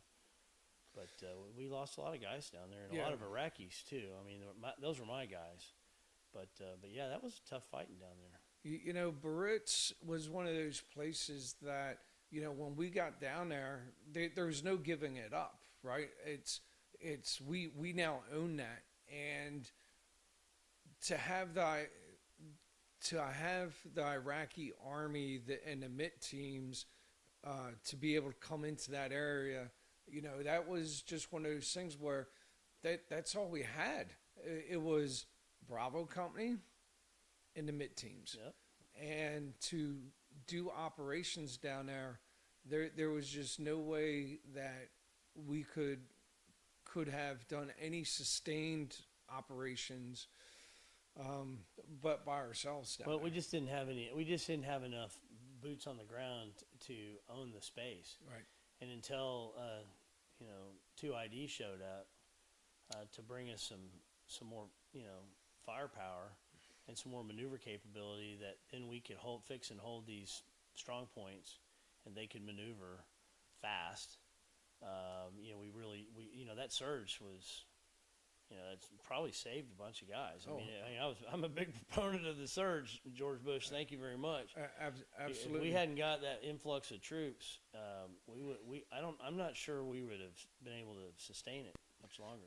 Yeah, working down there, we did eventually before the troop surge happened, when we were asking for Iraqi soldiers. It was like, hey, if we're not going to be able to get American soldiers, give us Iraqi soldiers. Give us an IA unit to come in here. And we did. And that was I don't know where they came from. From my understanding, the one unit that was to get assigned down there said, no, we're not going. And so you had two different units. So my unit was full of mostly Southerners. So they weren't from the area. So I really like these guys. You know, they would operate in this area, and their families weren't here. The 4th Battalion guys were from the area. So I mean, that made it a little bit complicated for them, because this is where their families were all in the area. They were in Diala. They were from Diala. So either they didn't want to do that because they didn't want to oppose relatives or whatever was going on, or they just knew how bad it was, and they were like, we're not doing it.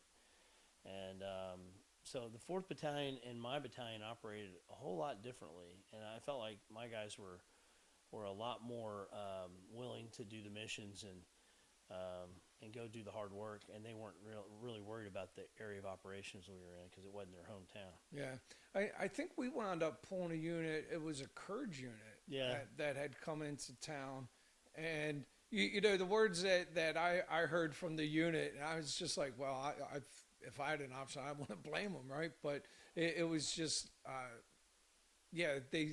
remember Captain Chapman coming in. He said, hey, that Iraqi army unit that we were supposed to get, they're not coming. They had a mutiny. And it's just like, a mutiny? Isn't that something that happens on ships? And but shortly thereafter, that's when we wound up getting a Kurd unit in, and they stayed with us for quite a while, and they were fantastic. Yeah, those to were work fighters. with. Those guys were fighting. They've been up there fighting Turkey and all that area up north, and everybody else, and they were fighters. That's probably General Talabani pushing some Kurds to you guys. So that mission that Donnie got killed on, was that to go down south for the IA compound that got overrun? So I'd have to go back and look at my mission planning. I have all that stuff. It was a movement into that to go down in there. We did a lot of cordon searches. I don't know if we were supposed to stretch down to that compound.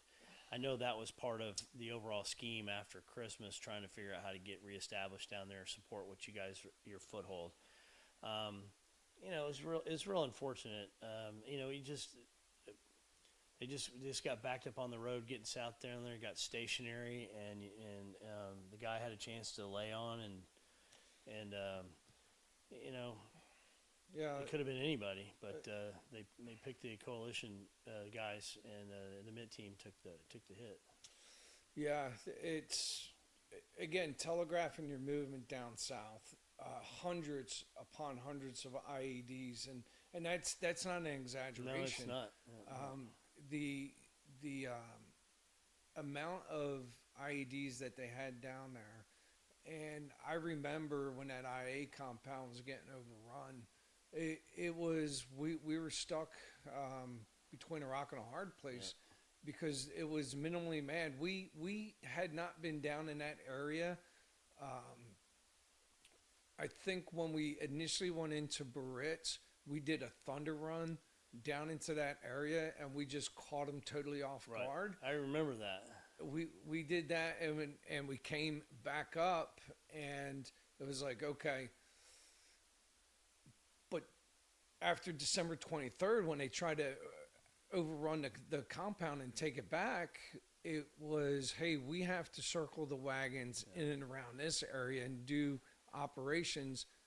But shortly thereafter, they pivoted their attention onto that IA compound, and the UAV feed, and I remember watching it afterwards, and also, of course, getting a play-by-play from Brigade of what was happening, you know, where they went in, they being insurgents, Al-Qaeda, pushed into that compound, overtaken it. They had civilians with them. They flooded the compound, and you could just start seeing weapons getting pulled out. I remember specifically a 50 cal. IP lost all their weapons there. They dropped their uniforms, everything, and left. Yeah. As I recall. And I remember seeing some of that same feed. The guys up on the rooftop going, you know, yalla yalla, you know, all the ringing and shooting in the air and all that stuff. And Yeah. And I know the talk was to go down there and reestablish, but it's like, look, we're having a hard time just maintaining DeBurt's IP station, and oh, by the way, our routes, because as you well know, that one bridge was essentially the only bridge that we had for ground evac and resupply and getting troops in and out, and we had to secure that whole route. I think that was called Route Gold that ran down, and to push all the way down to that IA compound that just got overrun, to absorb God only knows how many IEDs and how many vehicles and people we would have lost to get down there. It takes a lot of people to keep an eye on and set checkpoints up, basically, and secure the whole route. So I think Route Gold was the way down there, and then Dodger ran along the canal, and that's where on February 20th, you know, we were clearing it again 10 days after Donnie was killed on the same mission, and I think we didn't accomplish it the first time. We were going to get all the way down there, and when we got to Route Gold and Dodger, and that was our limit of advance, we were supposed to stop there, and we all pulled over and, you know, herringboned out and dismounted. Well, I dismounted. I always dismounted. I just was more comfortable on the ground. That was a joint mission with Bravo Company, right? So Bravo Company with the Bradleys. We had the MIT teams. We were like, okay, now we've set some conditions to push down here. And we arrested people all along the way, so we had trail vehicles, and we would, you know, get the guys and get them bound and put them in the vehicles to evacuate them back as you know, and be interrogated and, you know, processed. But that was a great joint mission, and it was a pretty tragic day. You read what happened at the opening statement. That whole war, you know, the write-up for the Bronze Star for Valor, that was February 20th, 2007 at the junction of Route Gold and Dodger. Yeah, let's talk about that. So you had the Bradleys down there. I know our guys, it was painstakingly slow to try to, like, we had EOD assets with us, but here's the thing. They were so wrapped up trying to do, you couldn't sit there and wait for EOD every single IED that you ran across. It was to the point where our guys were disarming them. That's what we were doing. I was going to tell you the exact same thing. They would set traps for the Bradleys because they would set up a stake that had a normally open switch on it, and then they stretch wire across the other. And when the Bradley hit, you couldn't see it from the Bradley gunner position or the driver's ports. It would hit it, and it would close the contact with the wire and detonate underneath the Bradley. Yeah. And I tell you, I love that piece of equipment, but man, when you hit it with that big, it will burn.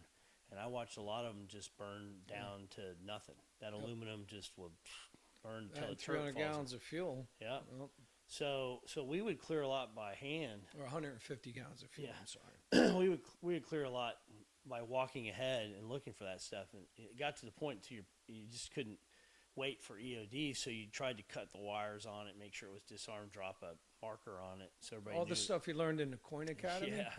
Yeah. No, that was interesting enough. Some of the learnings from ROTC and in my early years as a lieutenant in IOBC and stuff. I mean, basically, we were just clearing a defile. So that's a task, clear defile, right? So you dismount and you clear it, and we just used that same principle when we were clearing the roads and the routes to bring the vehicles through, so they could safely transfer. You had to get across, clear it, secure it, and then bring the vehicles across. And it's the same stuff. I mean, it's all training, and you just look at it and you fit the problem to the solution, and it worked. Yeah, it was definitely one of those things where it painstakingly slow, moving down, IED after IED. Sometimes you found them the easy way, sometimes you found them the hard way. Yeah. And I want to sometimes you say just got that was a couple day mission. Yeah. It wasn't like, and just to put things into perspective, it was only about a mile and a half. Yeah, so I think I sent you the CNN clip, which and that was day 2 of a 4-day mission. So I need to pull my. A fierce battle for Buritz, a Sunni stronghold on the outskirts of Baqubah. Al-Qaeda in Iraq claimed control of this area in December, driving out Iraqi security forces. But now, with American support, Iraqi forces are here to claim it back. Insurgents' gunfire intensifies. The soldiers can't move. Their route is lined with roadside bombs, real and fake. We've been here an hour now trying to clear this, and if they're going to be waiting for us, then we've heard reports of RPG teams moving in. The sense of urgency increases. American Bradleys fire at suspicious objects. An Iraqi army soldier launches a rocket-propelled grenade at the alley where troops believe the gunfire is coming from. Okay, Captain, finally, let's go get him.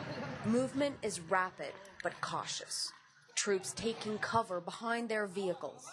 Right now, the biggest threat besides the roadside bombs, snipers. 10 to 20 insurgents about 200 meters slightly south, but mainly east of us. All armed. Aero weapon team said they went into a house. Buritz has seen this before, caught in the vicious cycle of coming under coalition and Iraqi control, only to eventually fall to the insurgents. The advance has come temporarily to a halt right now. The Bradleys that were moving in front on the road just below spotted a tire that they believe could be a roadside bomb and a number of other suspicious objects that also look like roadside bombs, so they've called in for the explosive ordnance disposal teams to come and check out the situation. A robot moves in and carefully places explosives.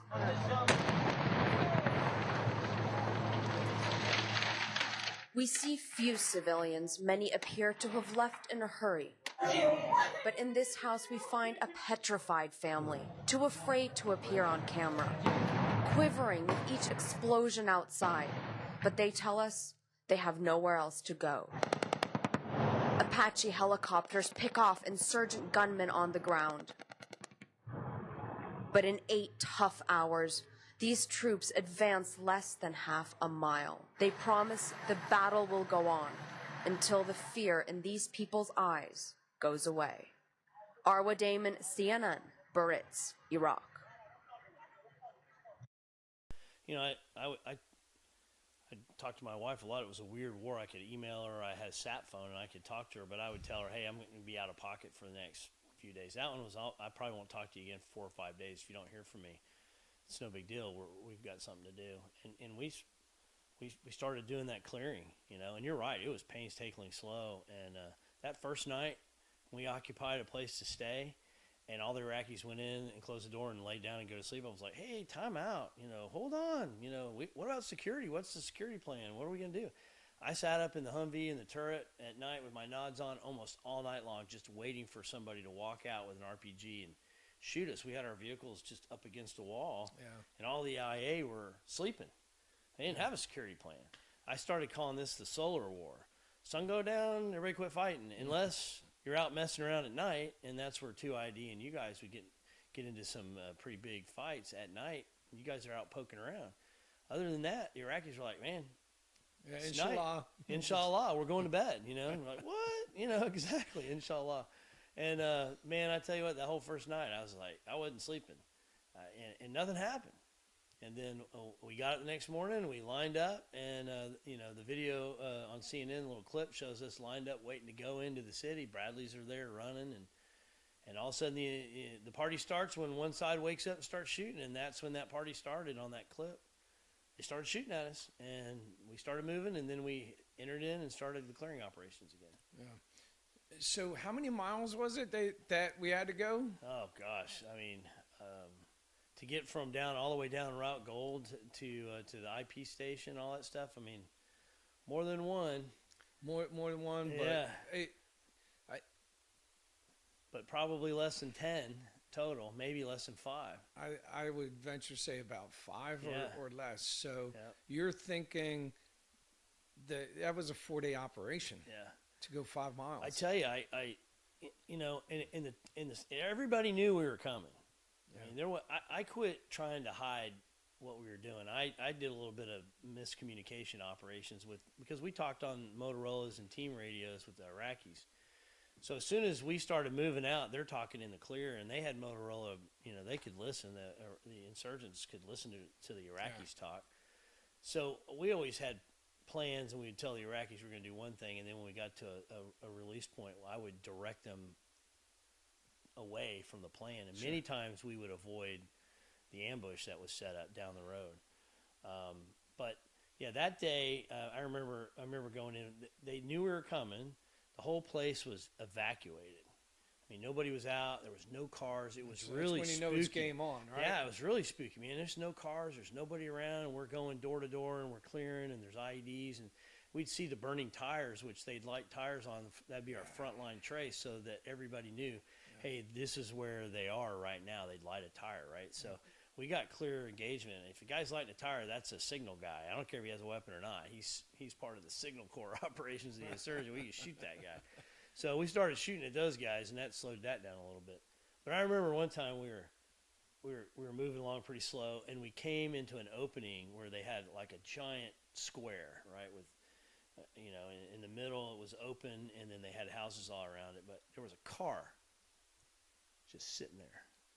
And I was totally out of place. I was like, dude, I hadn't seen a car in 2 days, and I grabbed Captain Ahmed, who was my S3 counterpart, and I said, hey, Ahmed, what do you think about this car? He said, could speak some English. He goes, it's a very bad car.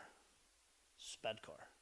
I said, well, what do you want to do? He goes, we should shoot the car. I said, that's a great idea. So we pulled up the Dushka on the Iraqi Humvee, man, and he just starts unloading. I got video of this, and he just pumping this thing full of rounds, starts leaking gas out of the back, catches fire. Nothing blows up. It's not as dramatic as Hollywood. Catches fire, fire starts burning, it's encompassed in the car, and then it starts setting off all the RPGs that were in the trunk. There you go. So all of a sudden, it went out one side, out this side. And by this time, I'm ducking, trying to hold the camera up. I got this on video, man. This round shooting everywhere, and so that cooks off and, burns to the ground pretty quick. And then we get over there and open up the trunk, and there's a launcher in there that's burned down to what was left of it.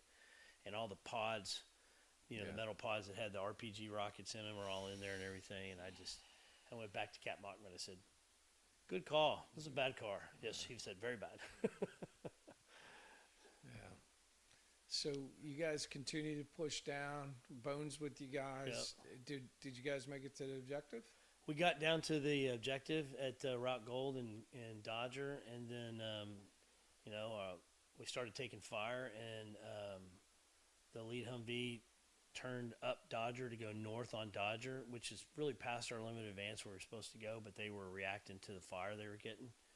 Yeah. And as soon as they made that turn, the IED trap was there, and there was the last thing I remember before the explosion was that chocolate chip Humvee with the Iraqi flag on the side of it with the Dushka turned the corner, and like 8 or 9 guys, walking behind it for cover, and then fireball. I just remember getting picked up, kind of tossed over against one of the walls, and kind of going, what the hell happened, and that's when I got up and I just got on the radio and called the team, and I just said, we got a mass casualty. I figured everybody was dead. I said, with catastrophic destruction on our lead Humvee, I said, there's probably 15 dead guys. And then all of a sudden they started coming around the corner, heading that way, and I'm counting bodies, right? I'm counting bodies that are moving, just trying to get a head count of these guys. I'm like, how'd that happen? That's kind of how we deduced it wasn't a high explosive round that would have created a lot of shrapnel. This thing went straight up through. So we had found in many weapons caches these anti-tank mines. So we figured those were a double stack anti-tank mines in there. So they all have that shaped charge that goes up, right? So since there wasn't a lot of frag going out, it really just totally annihilated the vehicle. But the guys standing behind it weren't affected by the frag. Yeah, anti-tank mined. I mean, they were double stacking them on Bradleys, right? And absolutely, it was not a catastrophic, but it still put a absolute mobility kill, right? Definitely, yeah. So thinking what that would do to a Humvee. It annihilated it. The pictures that I have that I'll leave for you, the vehicle on its side, just imagine the only thing that you had was the frame of the vehicle left and the tires. The tires were all on fire. There was nothing left of it. You could see right through it like there wasn't even, the chassis was gone. How many people were in the crew? So we had 3 people in the crew, and the driver and the TC, we never recovered their bodies. Yeah. I think later they found the bodies in the canal. They had flowed down a ways. The gunner had been blown up at the top of the fireball and tossed up and came down in the canal, which the canal that ran through there was probably 15 or 20 feet of, just crap, trash and mud and stuff, and down to the water. And this was February, so it was cold. Water was cold. Probably high 30s, 40s. I mean, it was cold. Yeah, a lot of people don't understand. Yeah, compared to 125, but it was freezing cold. Throw some water in the mix and some wind chill. Probably saved this guy's life because it constricted his capillaries and he didn't bleed out, So, I mean, that cold water probably saved his life. Was that the gunner? Yeah. The gunner lived. Yeah, the gunner lived. Okay. So, I don't tell this story to a lot of people, but I can't really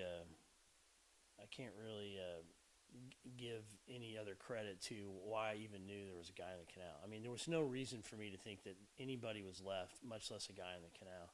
All those guys that were behind the vehicle using it for cover. Yeah, they were gone. Or they became casualties? No, they didn't get hurt, but they bugged out. I mean, they went back. They weren't standing there. It's one of those weird moments where you do all this training and you want to be the tough infantry captain and you think you've got this level of operational efficiency, but you just can't. You can imagine the chaos that was going on, right? Rounds are cooking off everywhere from what was in 12 Dushka rounds are cooking off, right? Plus, the opposite side of the river opened up in an ambush. So they're shooting at us, and there's bullets whizzing past like hornets. You can hear them breaking the sound barrier, hitting the wall next to you, snapping. When they hit the wall, they snap. And smoke everywhere, and you're trying to pull these guys out. And so once I got the one guy out of there, I'm done. I'm going to fall back too, right? I mean, why would I stay here? I mean, it's not a good place. And it's a hornet's nest. And I'm turning to leave, and I hear a voice that says, "Stop. You have a man in the canal." And there's nobody around me. The medics had already come and got the first guy. I'm standing there absolutely by myself, and it didn't come through any of my radios, right? And I go, there's a man in the canal. Nobody else could have told me that, right? I firmly believe that God let me know that I needed to go back because he had a man in the canal. There was no other way. There's nobody else that had eyes on it. There was nobody else up there. The Bradleys hadn't arrived yet. Everybody had fallen back. Nobody could have known that. And nobody would have radioed and said that. And the radio, it didn't come from the radio, right? It was crystal clear that a voice said, you need to go back. You have a man in the canal. So I turned around. When no one else is going that way, I'm going that way. And I'm going, okay, here we go. And I get up there and I low crawl across the road with all my gear and shit on. And I get to the edge of the canal and I lean over the canal and I can see this guy. And he's just grabbing at the side, and trying to not. This canal, it's not some little canal. This is probably 14 feet across. Yeah, 14 feet across, 20 feet down of mud and crap. And it's an open sewer. Yeah. Everybody dumps their sewer and the canal takes it down to the Diala River and out to the Euphrates. And, that's the open sewer there, right? This guy's floating around in a bunch of crap and sludge down there. So I'm like, there's no way I can get down. I would not do him any good for me to get down there.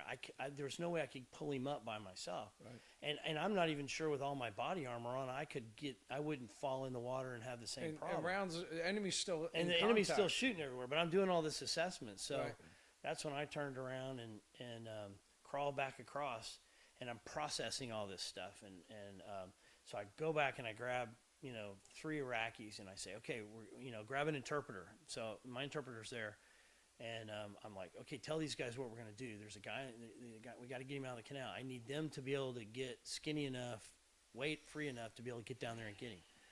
So we run out into the engagement area and go, the Bradley's not there yet, and we run past the burning vehicle, and we just get, it's just a buzzsaw.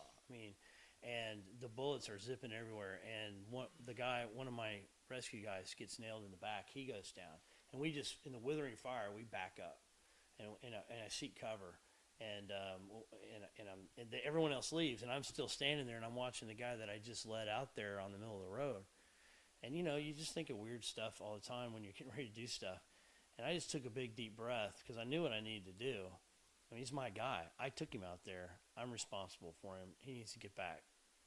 So I'm thinking to myself, if my wife, Leslie, knew what I was fixing to do next, she would not be happy. That was my thought before I stood up in the middle of this engagement, threw my rifle behind me on my sling, and ran out there and grabbed my Iraqi soldier and pulled him back.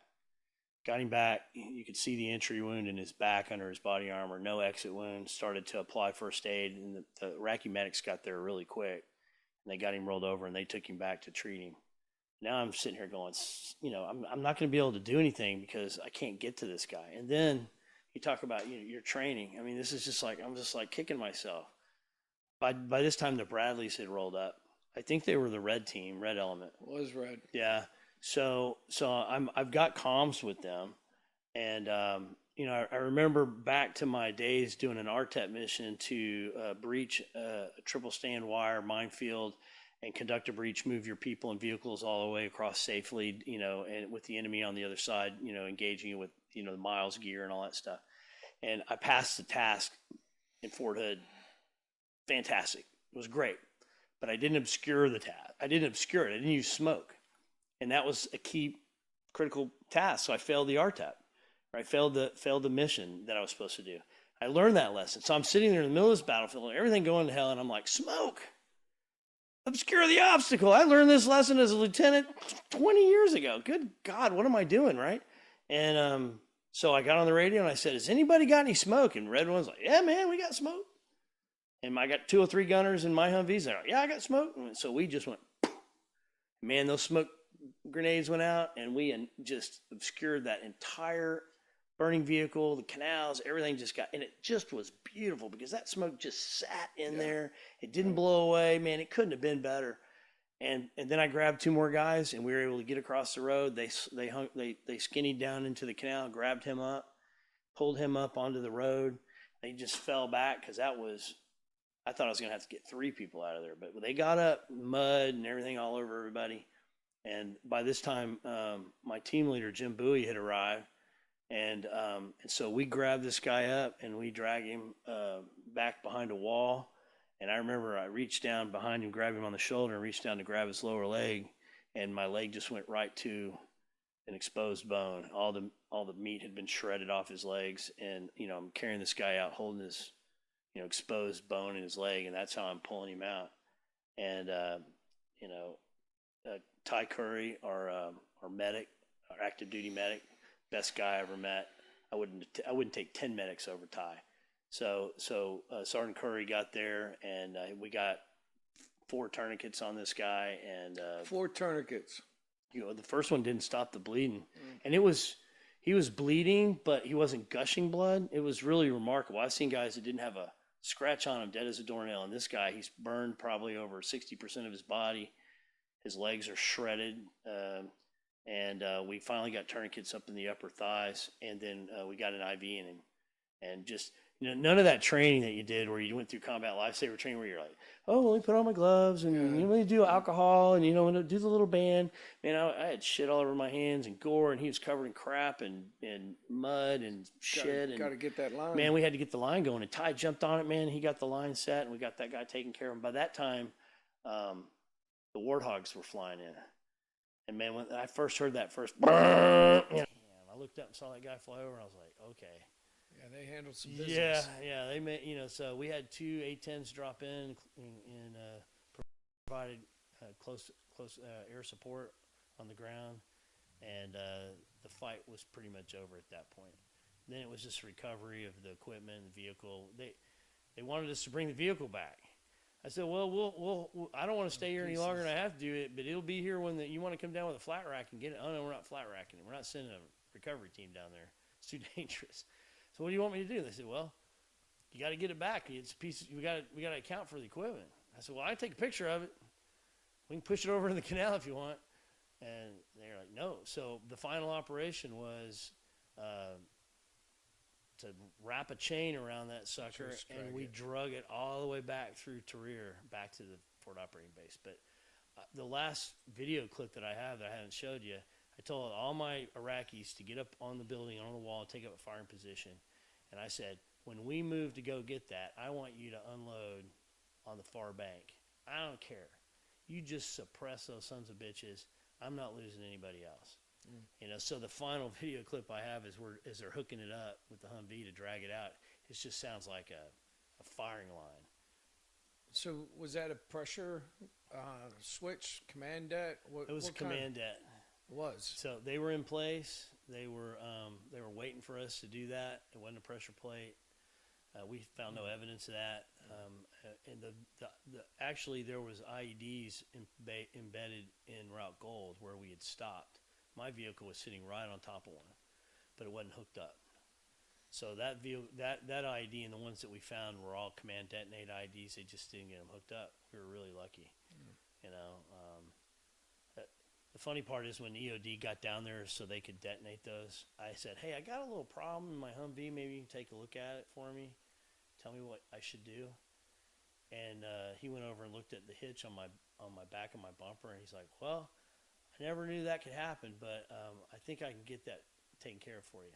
I'd been hit with an RPG that day, and it didn't detonate. It was stuck in my bumper. I have a great picture of it. No kidding. And so he went up there and tied a rope around it had kind of bent the fin. He tied a rope around it and pulled it out. It didn't detonate. And he laid it on top of the rest of his charges. I'm sure he learned that in EOD school too, right? This guy came up, man, and he had his body armor kind of open, and he had his hat kicked back like Gomer Pyle, and his cigarette, and he's like, "Man, I never knew that could happen. I never really could do that. I've never seen that before. But I'll get it off the truck for you." I was like, "Okay." Yeah, God bless the EOD, Yeah. right? So you got some trinkets inside that box there. Want to tell us about them? I do. So, on route Corona, over by Detroit, on the east side of Baqubah, on the other side, where we first were running checkpoints, Route Corona was how you cut the corner between where our checkpoint number 4 was down near Narwan and the brick factory. And then you could come up and catch Detroit, and Detroit would come back up and hit Vanessa, and you could get into Baqubah. So on June 26th, we did a engagement. We were with Sergeant First Class Haynes. You guys hadn't been in country 2 weeks. We did our first village engagement. It did not go well. They were not friendly. We could tell right away they weren't friendly. They didn't serve you water. They didn't have cigarettes. They didn't have the whole sort of deal. So we hadn't been there long enough to understand that. Looking back, it wasn't friendly. But once we completed the meet and greet with these guys, we got in the vehicles and we rolled out. I was number 2 vehicle leading out. At that time, we were doing exactly what you asked earlier. We were leading everything. So the Iraqis were all behind us. We had the first, second, and third vehicle. The MIT team was like, sort of, you guys follow us, right? So so we knew enough not to go in, because when we ripped, they said, don't go into holes. Stay out of potholes. So we were, driving down this route that was all marked full of, holes, and they were swerving around. Well, my vehicle did, and I was on the gun.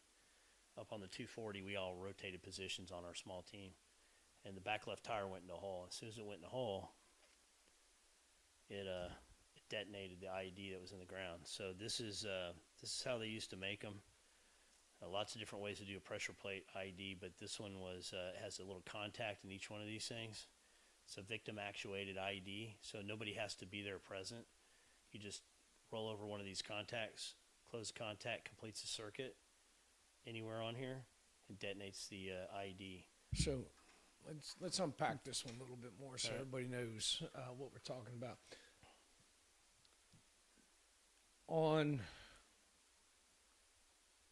So I think what they would do, so this is, I don't know, and we'll zoom in on it, but this is a rubber tube,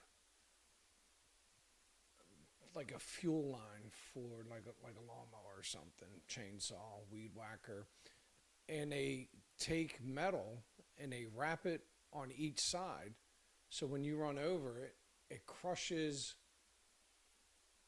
the fuel line, the tubing, and it makes the contact, which then sends the electricity to the blasting cap that's in the IED. What they would do is they would take old artillery shells, Russian artillery cells, and they would unscrew the top of it, and they would pack it with composite, homemade composite, like a plastic explosive. They would take a blasting cap that's about 1/8 of a stick of dynamite itself, and they would slide it in there. They would hook that up to it, and they would have a battery source. And then once you completed the connection, it would send a small charge to the blasting cap, and then when it detonated, it would detonate the composite, which then would detonate the artillery round. Yeah, this is, so every spot that you see here where the electrical tape is a pressure switch. Yep. So you don't have to hit them all. They would call these Christmas tree. Yeah, that's right. Christmas tree lights, because it's reminiscent of But on the Christmas tree. What we would use. So this was just one tactic that they would use to engage us with the IEDs. When you opened that box and I saw this, I got what else you got? Well, so this one was victim actuated, right? So this, you just had to roll over it. Nobody had to be present. They would plant the IED. Now this is motor wire. It's copper wire. It's a real fine wire. They use it to wind motors, and so it's really hard to see. It's super invisible, but you could wind this out. This we uncovered, and we wound it all up, because they had it that went out probably 100 meters of this wire down a ditch that they could, from a defilade position, observe the road junction. And they could time, they probably had markers. They would set markers up, so if the vehicle's moving, it would mark, and then they would hit the detonate switch. So they would manually, you call it a command detonation, they would manually send the charge down, and it would travel on the wire, and then it would go to the blasting cap and then set off the IED. So this was more about timing. This one was being on top of it and just closing it. You're in the right place, wrong time. And this one is you have to have somebody to actually A trigger man. a trigger man. So you would always look for the trigger man, but we would find these and we would try to disarm them and roll up their copper wire. And this is one that we took off Route Corona, probably in the exact same place where Sergeant First Class Haynes was killed by an IED, probably within your first 2 weeks. I think he was, if not the first casualty, he was certainly in the top 2. First Sergeant Ricky McGinnis was the first brigade killed in action, and then Sergeant Haynes and his crew were right after that. So they were big IEDs. They'd put them in the ground, and we were lucky when we rolled over ours because it was our back left tire. If it had been a front left tire or front right tire, it would have blown up underneath the vehicle. Yeah. Would have been a much different result. Mine blew the back end of the tire off and sent us for a ride, but didn't detonate under the vehicle. So we were very fortunate. But these pieces are just, everybody tries to understand how does an explosion by an artillery round kill you? It's not the explosion, although the overpressure is not good for you. And I've seen people die just in the overpressure of a proximity. But these are chunks of 152 artillery pieces that detonate, and they create big, giant projectiles. Both these two were embedded in my armor on my vehicle after that day when we towed it back and tried to recover it. We pulled these pieces out of the armor. So every angle, this is almost like a serrated edge all the way around. It's just rough. It's jagged. It's heavy. This probably weighs at least what, a pound? Maybe, yeah. Yeah, I would think it's pretty close. It probably would weigh out at. So 16 imagine this ounces. coming through your vehicle, your body. flesh. Yep. It does the number, man. And artillery rounds are designed for one thing and one thing only: to explode and kill everything within X amount of meters around it. Yep. And it's tools of the trade, right? Everybody asked, they wanted to know, was it loud? It was being in the middle of the explosion. I would describe it as the absence of loud. All I remember was all the air left. As soon as the back tire hit the hole, the explosion occurred, but I don't remember a noise. I just remember almost silence. But the heat and the air leaving everything, you couldn't catch your breath. That's the last thing I remember until I came to, and I thought for sure either my legs are gone or my medic, Sergeant Curry, was sitting in the seat just below me, and I just reached down and grabbed him, and the combat door was ajar. It was open, but it had held, and he wasn't injured. We were covered in dust and dirt. Nobody was injured other than we survived that explosion. But I remember I wasn't sure what I was going to do when I reached down, whether I was going to find anybody or find me intact, or I just didn't know. Yeah, it just totally disoriented, and like you said, it just takes the air out, right? It was just like almost. It just was. I can't describe it really, except it was just the absence of everything in the middle of that explosion. Guys behind me said all they remember is seeing the explosion underneath the vehicle and the vehicle lurch up, and they said they swear they saw me leave the vehicle, but then the vehicle rolled forward and somehow I came back into the vehicle.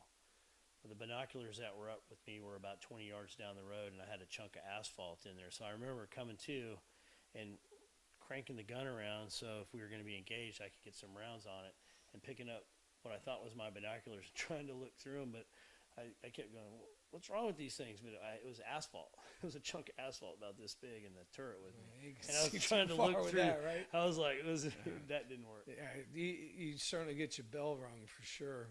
I've not had the displeasure of being blown up in a Humvee.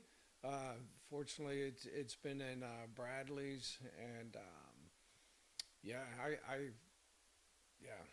I certainly would rock your world. We were really fortunate. We'd only been in country about a month, You sort of ask yourself, if you're going to go, do you want to go at the end of your tour, or do you want to go at the beginning of your tour, right? Yeah. But certainly we didn't have the operational expertise. We started understanding that the IA needs to lead, and we want to be engaged with them, but we don't need to be the lead vehicles, because we can't best control what's going on if we're engaged. If we're the lead element and get engaged, then we can't do our job. So we started understanding how we were going to maneuver and set up maneuver, and that's when we sort of worked on changing the follow me mentality. Let's get in there. You got to know where you're going, and we'll be right Put there that with Iraqi face on it, right? Absolutely. You have that ammo mag dump pouch. You want to talk about that real quick? Yeah. I kind of got the nickname Geardo a little bit because I wasn't wanting Geardo? For money. Yeah. Because if I liked it and thought it would make my job easier, I bought it, right? Okay. I was shopping on Geardo. Ranger Joe's. I had an Amex card. They would come in, in the post office. About 9 days, I could get anything I wanted. And when we got hit by an IED, we tried to change the tire on the vehicle to try to get it back. It had a lug wrench that was for the original BII, the basic equipment load. It wasn't working right. The scissor jack on we couldn't get this giant heavy piece of armor up. So I got on the phone and I bought 3 DeWalt impact tools, impact socket sets, and bottle jacks, and made that part of our standard package in all our vehicles. So I would just buy stuff, right? So I bought a GPS and was on the roof calling for fire. If I hadn't had that, I wouldn't have been able to give a polar mission, right? Wouldn't have known exactly the grid I was in.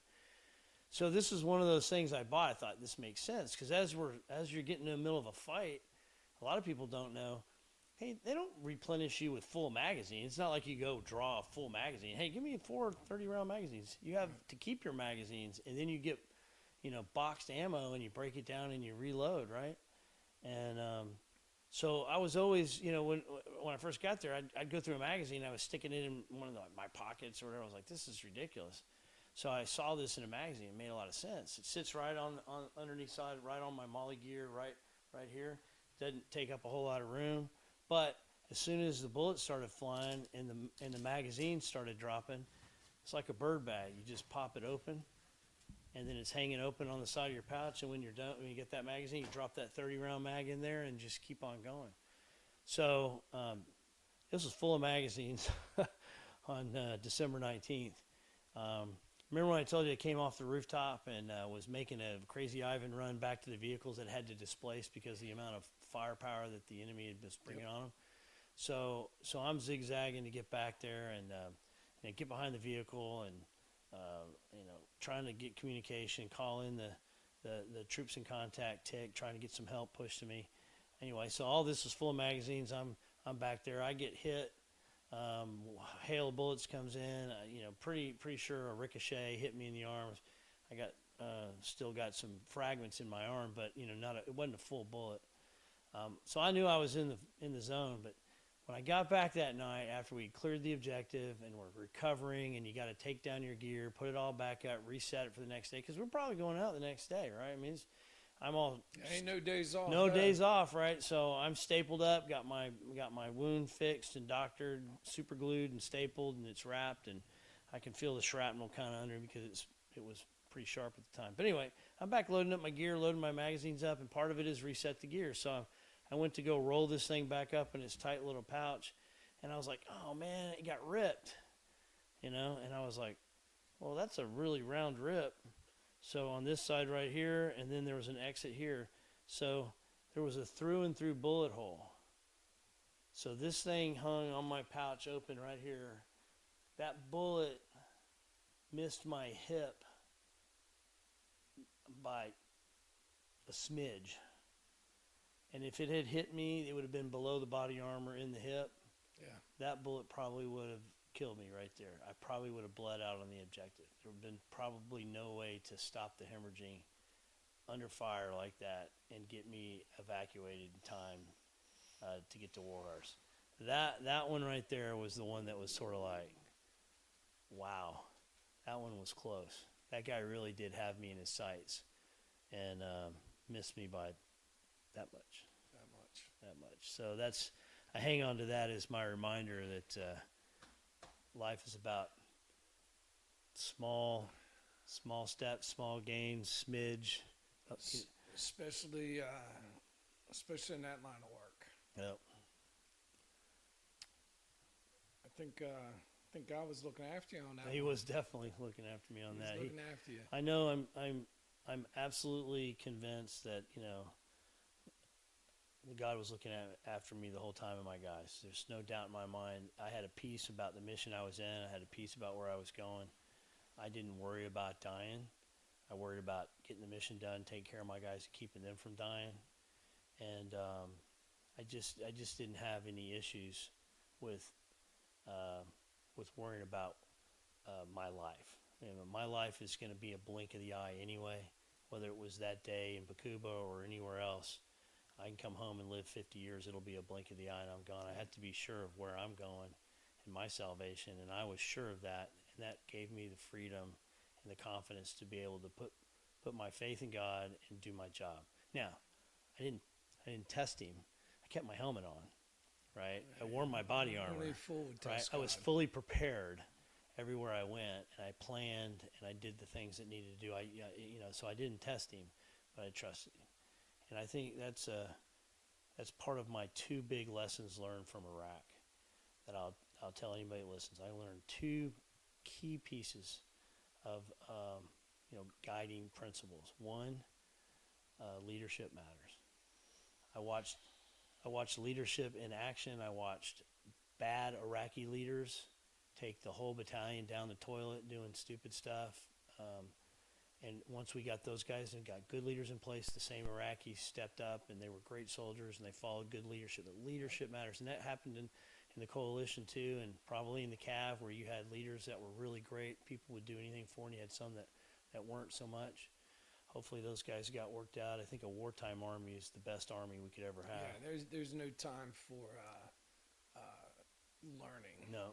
It's no and the tolerance for half-ass leadership is zero. Yep. And I like that about a wartime army, because those guys that you put up with in garrison that, get over and, end up in somehow positions of authority when they have no business being in there, those guys weren't there in Iraq. Yeah. You had the guys that could keep their people alive and accomplish the mission. The second thing is God answers prayers, 100%.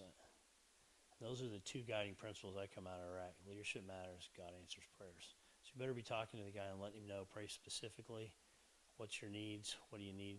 I would call my mom, she's a great Christian woman, and I would say, Mom, you need to get the prayer tree going again. My bucket is empty. I need all new prayers. We used every single prayer that was given to us today, and nobody died.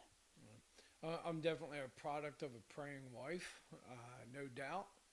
And prayer, never underestimate the power of prayer. And especially, in those circumstances, you need all the assets available. And that line of communication, you want to talk about a QRF, that's there. Let's talk about the troop surge. When the surge came, we were relieved to know it was an infantry unit. It was a striker unit coming down, 5th of the 20th Regiment. We had a brief prepared for them. We had the full layout. We had all the satellite imagery, the enemy engagement areas, the no-go, where you don't want to go. Driving, if you're going to go, you better go dismounted, clear the road. There are IEDs everywhere. What are the points of centers of gravity in the area? If you coin a phrase back to Leavenworth, and the learning is, this mosque is the center of gravity up here, and this part of the, down here is the center of gravity, and you've got different factions, and who are the 1920s guys, who is Very Al-Qaeda. complicated, Just for sure. very complicated area of operations.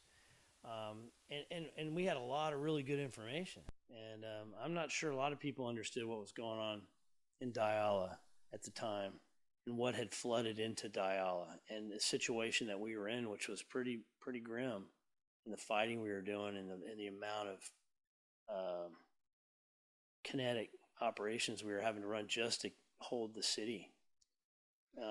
And like we talked about earlier, IP checkpoints and stations overrun. It was just a madhouse. Yeah, it's nothing. No S2 brief. No G2 could mentally prepare anybody for what they're about to roll into. Like you just said something that absolutely resonated with me, and you said the beast is here, and it was.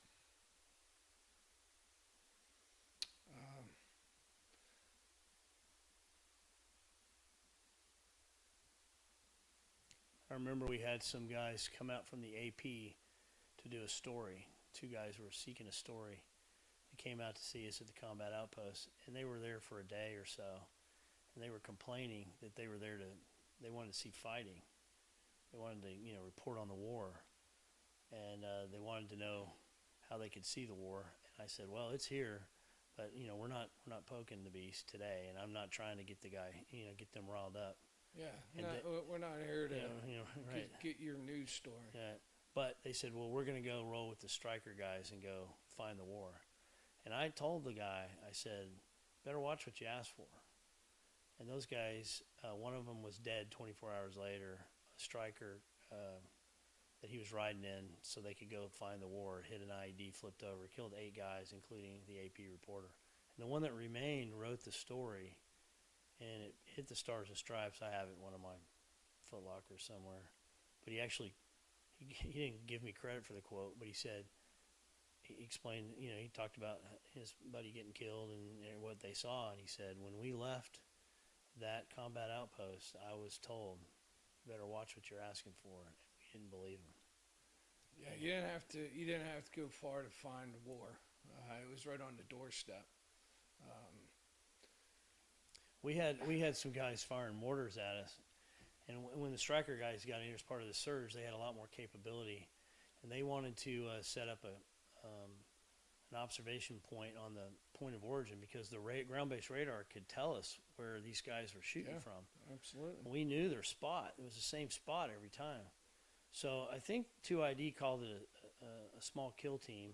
I don't remember what it was called, but basically they put in an overwatch on the point, and with the idea that these guys roll out to shoot, they'll catch them, because you can never get there fast enough, and you couldn't counter fire because it was inside the city.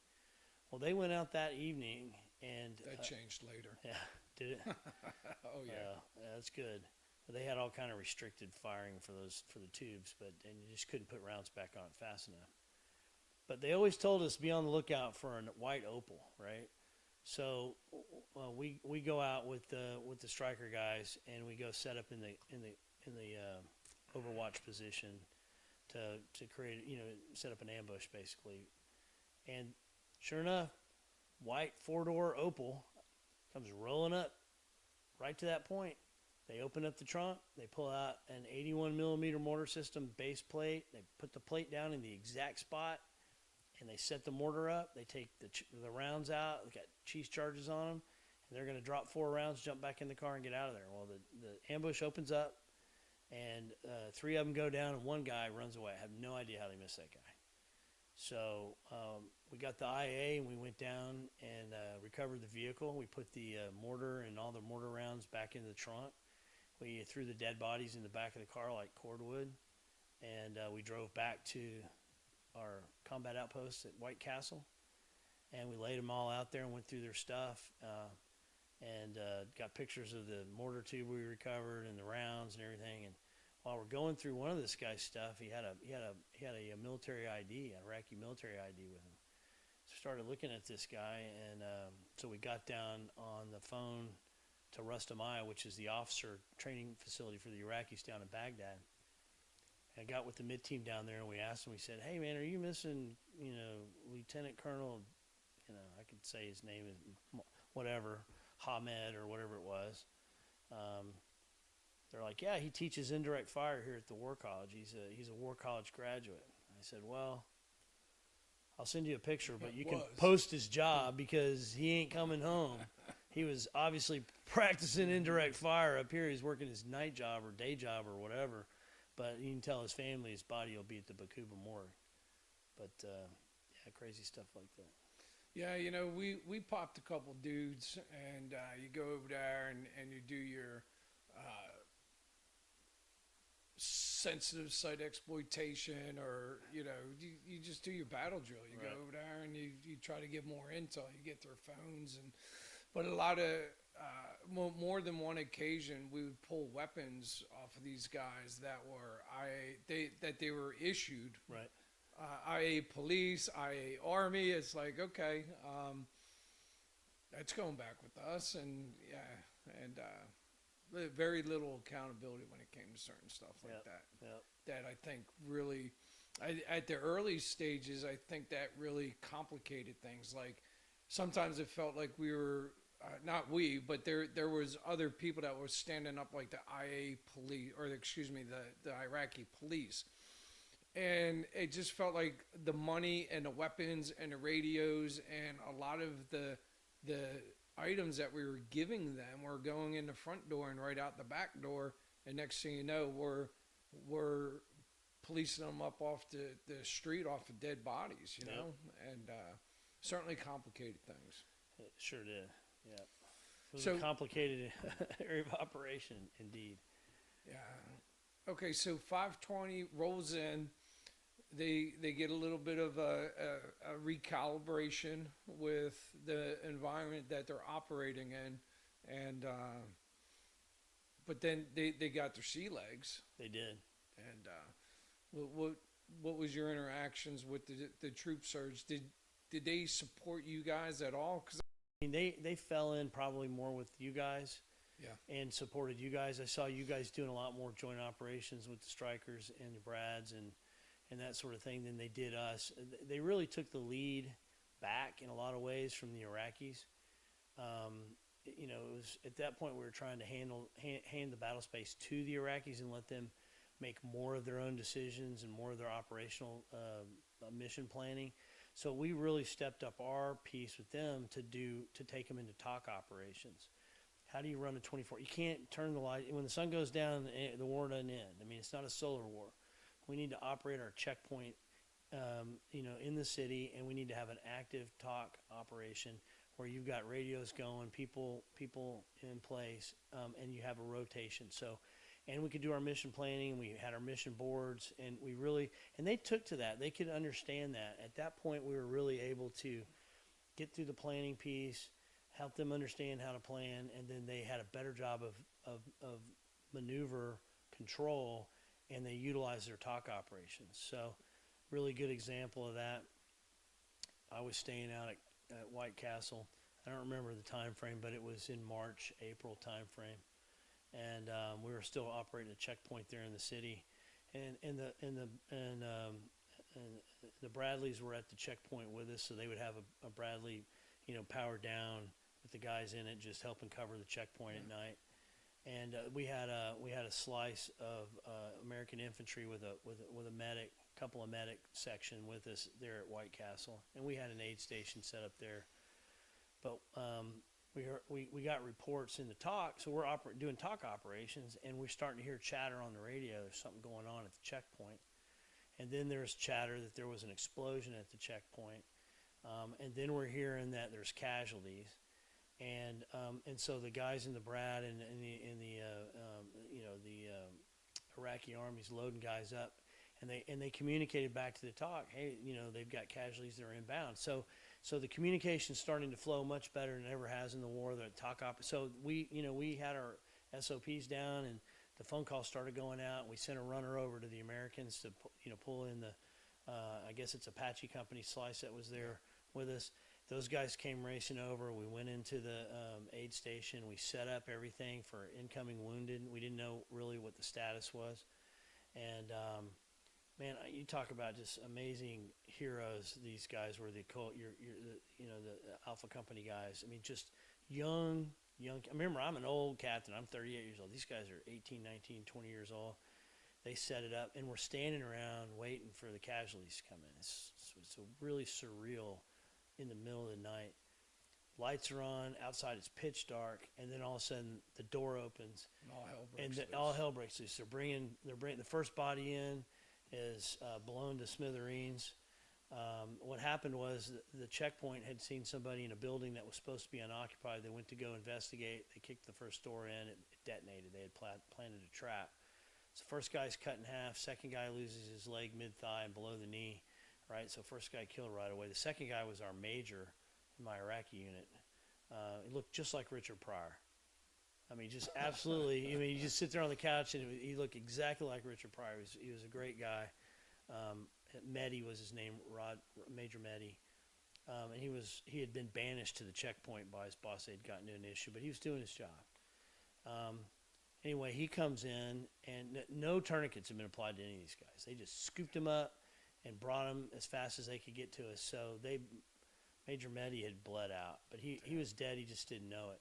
And when he came in to the light, he sat up, and I grabbed the stretcher and pulled his head back, but he looked right at what was left of his right leg at the mid femur, and he was, totally in shock, totally no blood.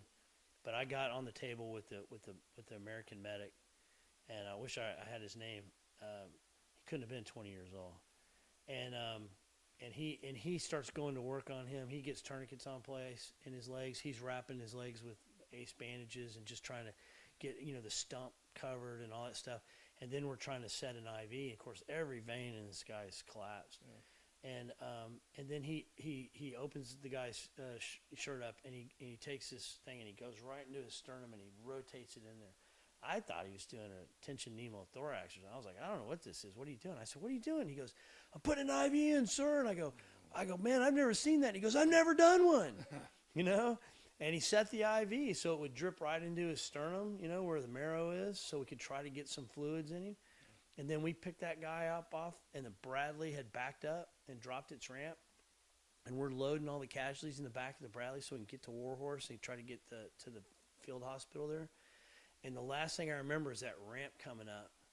And you know how it comes up and it doesn't grab the hook, right? It doesn't latch. It didn't latch. It missed. So it's open.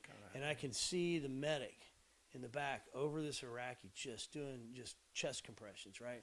And I know that guy did chest compressions on him all the way to Warhorse with that door not latched, right? And,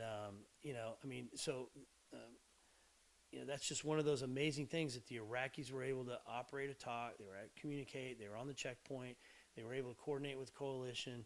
Were able to get, and then just the amazing heroes that the American coalition guys, the Bone Company guys, were risking their life for my Iraqis. These weren't American down. These are Iraqi soldiers, and they didn't care, man. They were on it. That was Apache's guys, right? Yeah, that was Apache's guys. Right? Yeah. So, when it comes down to it, man, boots on the ground, right? And everybody marching the same. It doesn't matter if you're an Iraqi, if you're an American,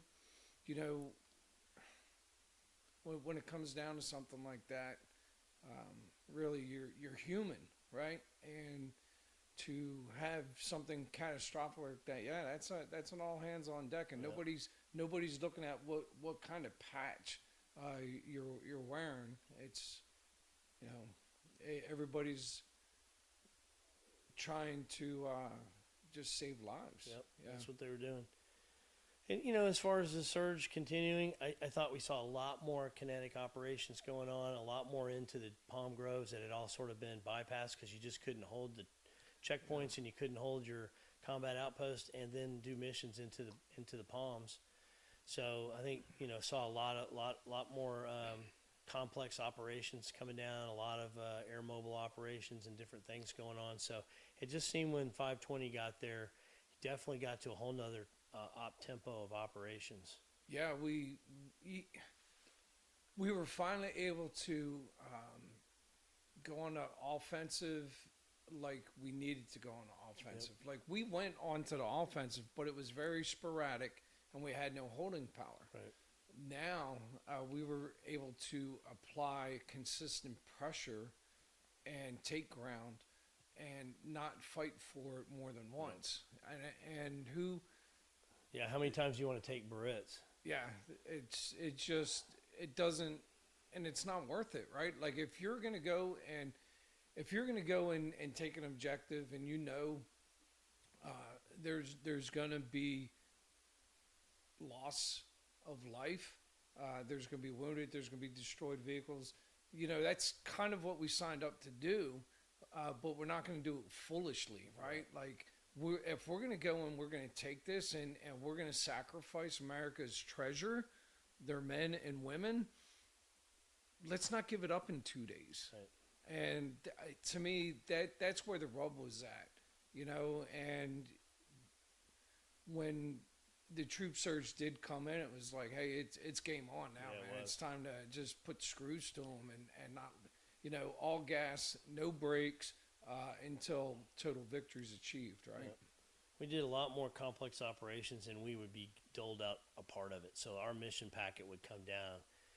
We had started getting before they arrived, where we were doing a lot more of our own missions, and we were sending mission packets up, and we wanted to go here. We wanted to do this mission. The Iraqis felt like they should go here, so I would build the storyboards with them, and we would brief for basically, hey, this is what we want to do to the battle space owner, Third Brigade, 1st Cav. And they would bless the mission packet, and they would either provide us resources, outer cordon elements, or air weapons, or drones, or the UAV to help us, or they wouldn't. How many months were you there when the troop surge came? I guess March, and then we ripped in June. So we got the new team at the end of May, and we went through our right seat ride, left seat ride, and then left them with the mission in June. So I just caught in at the beginning of the surge phase of the operation. We saw 520 come in, we saw the op tempo pick up, and then come into April, May, we're looking at being 30 days short, and when you look back at all the stuff that we did, my team, when we actually left Iraq, would have 4 Purple Hearts. We'd have 10 Archon Vs and a BSMV. We were all awarded Order of the Spurs from 112, which is great. I really appreciate being welcomed into the unit, and really being a part of what you guys are doing. You never look down on us as something other than brothers in arms. We wore the Cav patch. We were assigned to the Cav. Later on, we actually got assignment orders, so we were attached. Old Mogo did your eval. That's right, he did. Yeah. So I did a lot of stuff that I was proud of, but that part of me that earned a top block as a captain, working for 112 Cav, when he could have given top blocks to all his captains and left us out in the wind. He didn't. He looked at who was doing the job and how it was being done, and I'm super proud of not only, but that's just recognition of what I knew we were doing and how good we were at what we were doing. And that guy he's tops in my book for sure. You didn't get to see the fruit of your labor. You may have gotten to see, like you said, the growth of the Iraqi army's operations, right? Like they were able to man checkpoints and the communications, and all of their processes were improving, right? They were. So that was some realization of your effort. The city, though, after all of the operations, whether it was Barrettes, Tahrir, Baqubah, old Baqubah, new Baqubah, that the city was devastated, destroyed. How would you describe, like, driving down one of those side roads in Barrettes or Vanessa or any of those streets? Like, what comes to mind when you think about that image? When we got there, the city was intact. When we drove through there, and it looked like a vibrant city, had open markets, the streets were clean for the most part. You can't say totally clean, but it wasn't just full of holes and crap everywhere. And over the course of our time there, we did devastate it. It's like driving down, it's like an earthquake happened. There's rubble everywhere. There's trash everywhere. There was 1,000 wild dogs running everywhere. Goats, herds of goats. People, wrecked houses, abandoned houses. The soccer stadium was abandoned. Just trash everywhere. It's hard to describe. It was, roads full of potholes that were used over and over again to plant IEDs. It was like a moonscape from where we were when we got there. That's pretty much what you remember, right? That's what I remember. Yeah. What was the unit that came in and ripped out with you? What Yeah. did So these guys were interesting. So they their name was Pale Rider, after I guess the old Western movie Pale Rider. So they were an interesting group. They had not really come together like our team had come together. They showed up pretty fractured. They were infighting a little bit. I just I hated to see that. Their team leader was going to be by the book, and so I remember sitting in the first talk operation. We invited him in, and our team leader, Major Bowie, comes in, and we have a conversation. He says one thing, I disagree. We have a conversation. We're talking through the day's events, and the new team leader came to me and said, "You're so disrespectful, and I can't believe that you would talk that way to a superior officer or whatever." Just that kind of attitude, right? And I was like, I didn't have any breath for that. I was like, "Look, man, you don't know anything about me and where we've been. I'm going to teach you everything I can to keep you guys alive and continue the mission, but don't ever talk to me like that again." I just wasn't having it. And the team didn't make it, as I understand. They broke up within months of us leaving. They just weren't going to be. You got to be firing on all cylinders. They weren't firing on all cylinders. They were infighting. But I remember my counterpart was a pretty good guy. I still keep up with him on social media and stuff, but trying to show him around and teach him some stuff. But they all wanted to know when they were going to get their combat badge. Right? When are we going to get our combat badge? I said, well, not while I'm here if I have anything to say about it. Just hang on. Yeah, I got a whole mission set plan. We're going to go do the whole, tour in the AO. We're going to go hit the hospital. We're going to go do this. I got this mission laid on. We delivered 20 ambulances to the Baqubah hospital, and that was the mission I was running. I said, but I'm not planning this mission to go get you guys shot at so you can go put in your combat badges. I said, it's here. Again, the beast is here. I'm not poking the beast in my last 15 days. But we got a mission to do, and I'll make sure you guys are prepared. And so we did. We rolled everywhere with them. We took them where we wanted to go. We did the missions. We interfaced. We did the meet and greets. We had our departure meal with the IA where we gave gifts and all that kind of stuff. And then we left. And what about Mazen? Yeah. Talk to me about Mazen. Man, what a tiger. I can't have more love for that guy. And if that guy and his family where they are today is worth a year of my life, 100% was worth a year of my life. That's the only success that we had coming out of there, is that Mazen is living here. He's an American citizen. He's a captain serving. He's got a job in Austin, Texas. He's got a beautiful wife from Iraq named Sarah. He's got 2 beautiful kids. He's in California right now watching LA Dodgers play baseball. He took his kid, who's an All-American baseball player. This is the American dream, right? This guy came in and he took advantage of the opportunity to come here. What about leaving him now? So actually, Mazen left us before we left. He did. So what happened was he'd been there and they were looking for him. Mahdi Army was looking for him. They were all trying to find him. This is a really amazing story. And he was going to go to Egypt until his paperwork came through. We had sponsored him through to come and immigrate to the United States as part of the deal, but it just took a long time for that to happen. So he had gone home on vacation to see his family and say goodbye before he came back and left to go to Egypt. And he got trapped in his house. Well, Major Bowie is back in Huntsville on leave, and he's stuck at his house. And they are coming to get him. They're going to get him, and they're going to kill him. He already lost a brother to this, killed by these guys. And they're going to come get him. And they told him, we're coming to come get you. So he gets on his cell phone, and he calls Jim Bowie in Huntsville. Jim's a brilliant guy. He's an engineer. He's just a great guy, and he has great love for people, and he takes care of everybody. And he gets on the phone when he hears from Oz. He tells him to stay fast. And he calls back to Iraq, and he gets a hold of the ODA team. And he talks to the 20th group guys. And he says, hey, this is a situation. They said, no problem. They called their ODA down in Baghdad, and they rolled a mission to go get Mazen out.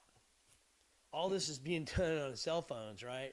And ODA runs one a cell phone being in Right. Huntsville, Alabama. Yeah. And so they roll and they get him and they rescue him and they bring him out of his neighborhood and get him back to us at Foward Gabe. And then we make our goodbyes and he heads to Egypt. And so he gets out of the country and he is gone. And that's the last we saw of him for a while, right? And so we're trying to keep up. I get a phone call. I'm back in Hoover, Alabama. I've been back for a couple of months. And he said, and I get a phone call from Mazen. He says, hey, I'm in Egypt and my paperwork has been approved and I'm ready to come to the States. And I said, man, that's great. I'm so happy. He goes, I don't have enough money. And I said, I got you covered, man. Whatever you want. What do you need? And he's like, an airplane ticket's like $900 to fly out of Egypt into Detroit. And I said, okay, I will get you money. How am I going to get this guy money, right? So I said, I'm going to send you $1,500. I want you to buy some clean clothes, and I want you to get on the plane and get your head down, and I don't want you to say Allah Akbar or blah, blah, blah, or anything, man. You just shut the hell up and get on the plane and get to Detroit. And so I went to the Publix grocery store in Hoover, Alabama, and I went to the Western Union, and I said, I got a buddy in Egypt, and he needs money. Can I wire money? They're like, oh, yeah, sure. What's his name? I said, Mazen Mohammed. They're like, Mazen Mohammed? And I said, yeah. It just popped on all the FBI. Right, this is 2007, 2008, right? And, and I'm trying to wire money to $1,500 to a guy in Egypt so he can come to the United States, right?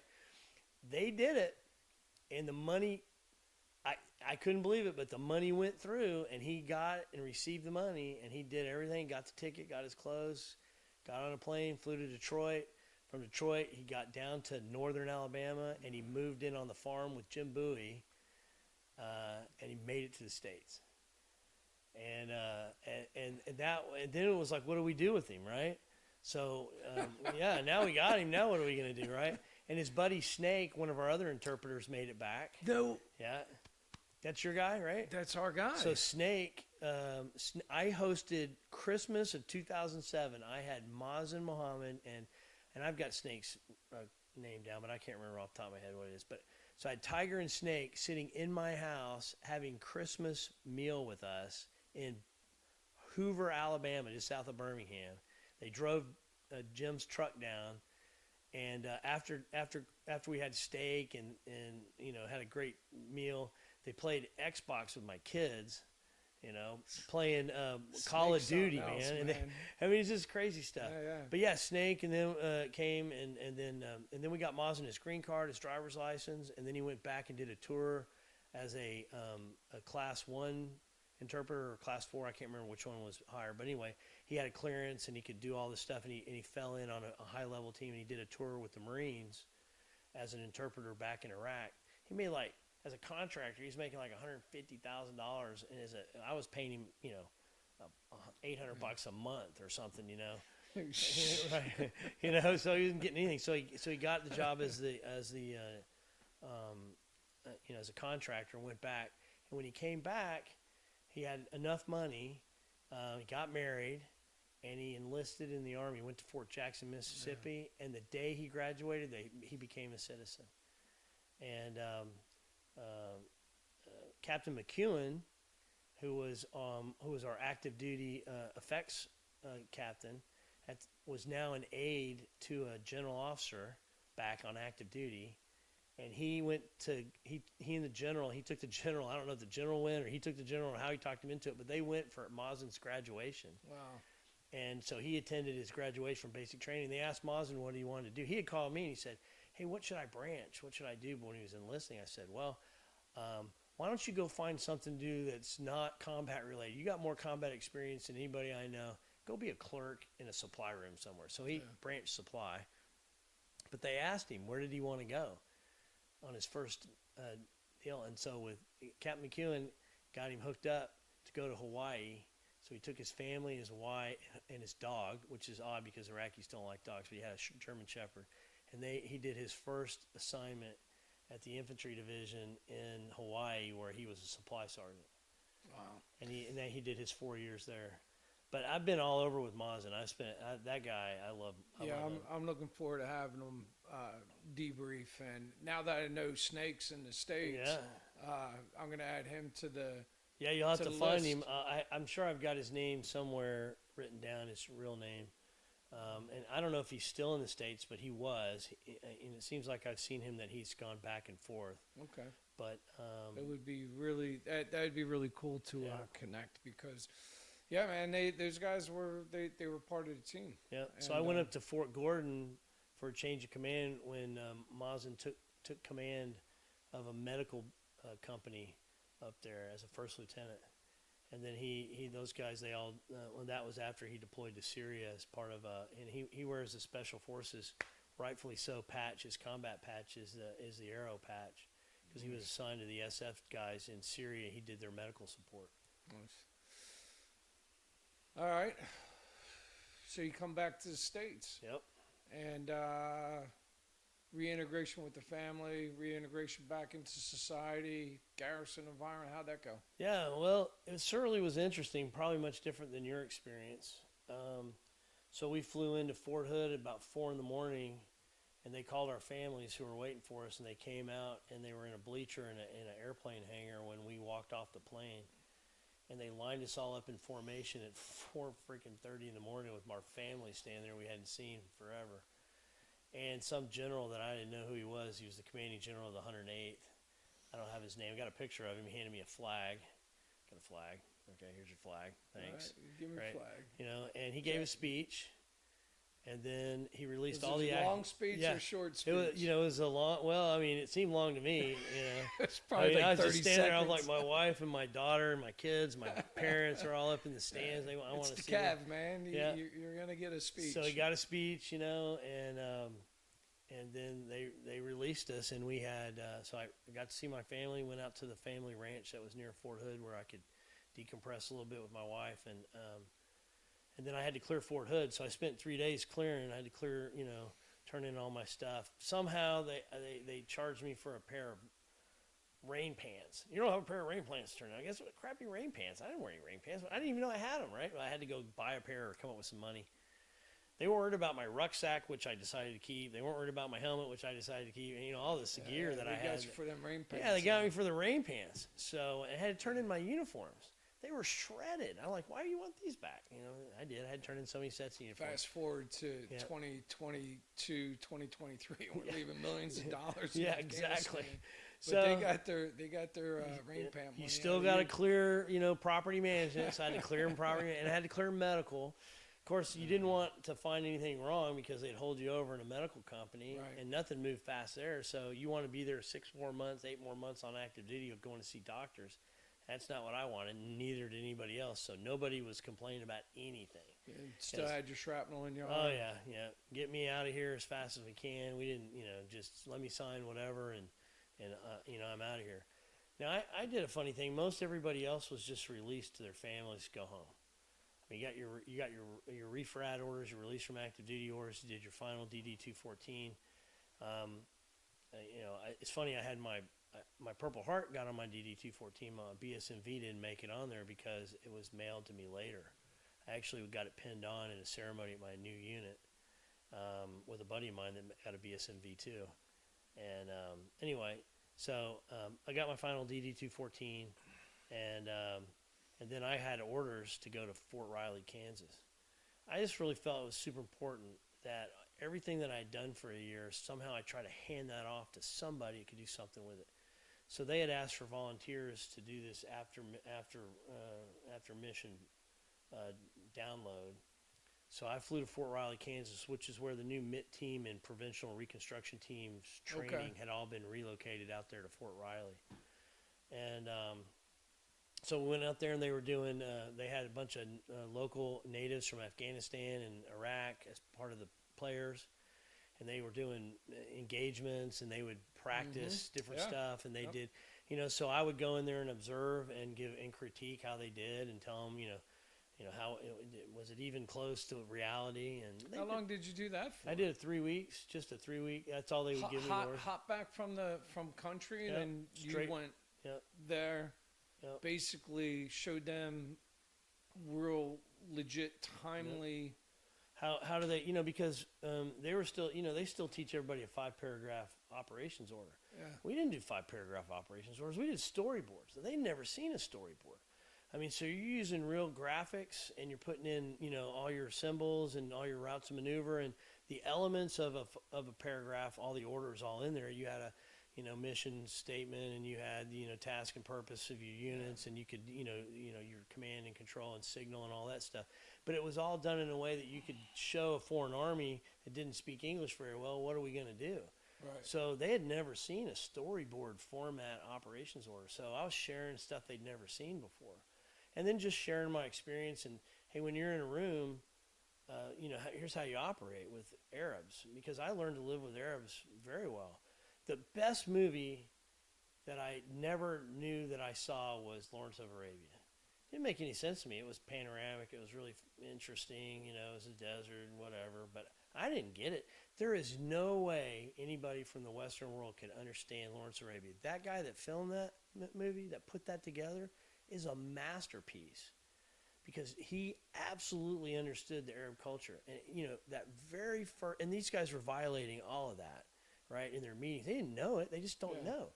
But that very first session when Lawrence sits down with the sheikh, he comes in and he kneels on his legs and he tucks his feet behind him and he leans forward. And the British major that was there was sitting with his feet stretched out like this with the bottoms of his feet facing right at the sheikh. Highly offensive. You could tell the sheikh was agitated by that, but he wasn't going to correct the British officer. Lawrence understood it. He came in and immediately he gained creds with the sheikh, which is why in that first meeting the major's imploring him to move his troops to defend whatever, Baqubah or whatever they were talking about. And he wasn't having any of it. But the major got ready to go and he told Lawrence, he asked Lawrence to stay. Because immediately he understood that this guy gets my culture, he understands me. And that's the kind of things that we learned while we were in country. But that's the kind of stuff I wanted to pass off. Don't offend them. Some of it is so embedded in their culture, you just can't do that. Example, Mazen will tell you this. This is a good question to ask Mazen. He was in the Humvee with us. We loved him. He lived with us. He was one of us. Our gunner, I won't name him, but he was trying to get Mazen's attention, and he reached down with his foot and tapped him on his helmet with his foot like that. Mazen absolutely came unglued. He was so sure it was intentional because of how close we were. I swear I thought he was going to kill the guy until we calmed everybody down and explained, we meant no offense. We weren't trying to insult you. We just didn't understand how big of an insult the bottom of the foot was. And, so that's the kind of stuff I wanted to visit with these guys about and answer their questions and help them feel a little bit more equipped going into something that there's no way they can be ready for. Wow. That's a heads up play with the Army doing that. Okay. Family. Your wife, I'm sure she was thrilled that you went away for another 3 weeks. Yeah, well, right? She understood it too. But yeah, I was there for a little bit with her at the ranch. And then she was a school teacher. She had to get back to teaching. And well, it was in June. Maybe teaching was actually over. We ended up staying the summer, just her and I at the ranch. So we had some catch up. But this was important. I explained to her, I said, look, I can't let this is important. And it's, and I, a lot of times I would tell her, I don't have a choice. It's on orders. You know, I volunteered to go to Iraq. I told her, I've been called up and I'm mobilized. I don't have a choice, but I had a choice. I could have stayed in Birmingham. I could have stayed. Am I going to have to edit all this out? Yeah, I don't know. She knows. Yeah, okay. She knows. I mean, she goes, I know who you are. I know you would do that. I just wish you'd tell me up front. I said, but, you know, I just knew that wasn't going to work out if I told her up front. Maybe you should edit that out. But, you know, she was great. Getting back with the family, getting reintegrated. But you know, it's hard because, I had to go back into the civilian job site. So right from combat with a little short hop at Fort Riley to tell everybody how I was doing, and then I'm back. And I got to go to work Monday. I call up my old company, who was great, by the way, for me. Their military benefit was absolutely fantastic. The first year I was deployed, they still paid me my full salary like I was there. That kept us from having to have problems with the house and everything, because I was going to take quite a haircut in pay to go on active duty as a captain. So, great company, took good care of me. I picked up the phone. I said, I'm back. I had 90 days to not report if I wanted to, and still, but I didn't get paid. You know, I got to start getting that paycheck flowing again. So I called them up, and they said, you can start Monday, and we don't have a job for you, but we'll turn everything back on, your pay as if you were still here, the job you had, and then we'll find something for you to do until we can get your permanent role. So I had to be back at work. Kids getting back in their routine, and just right from combat right back into the civilian world. It was an interesting transition. What was the hardest part of that?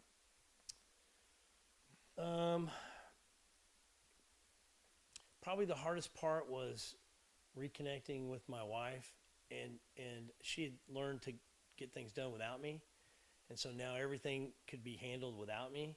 So when I stepped back in and tried to help, I was getting in her way, you know. And she didn't mean it that way. I mean, it wasn't intentional, but that's the way I felt, you know. I was like, you know, so that was hard, playing catch up like that, getting back into work and getting a stable job, which put me on the road because all of a sudden I got a temporary assignment to go up to Cleveland.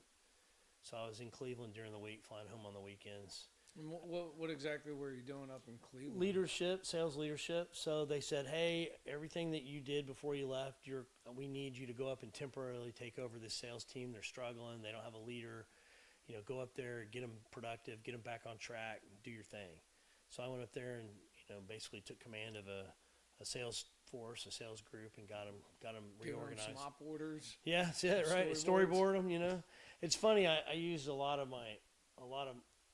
I tell a lot of stories to make a point. I use military examples. I had a guy ask me one time, he goes, Damon, do you ever use civilian examples with the military to make a point for them? And I go, no. But you'll appreciate this. I was taking over a new team. When I finally got my new team back in Birmingham, I took them out to the Robert Trent Jones golf course in Montgomery, Alabama. And we were sitting in this big oak room, beautiful, overlooking the links course, Robert Trent Jones. And I have them all sitting there. I had 12, 13 people sitting there.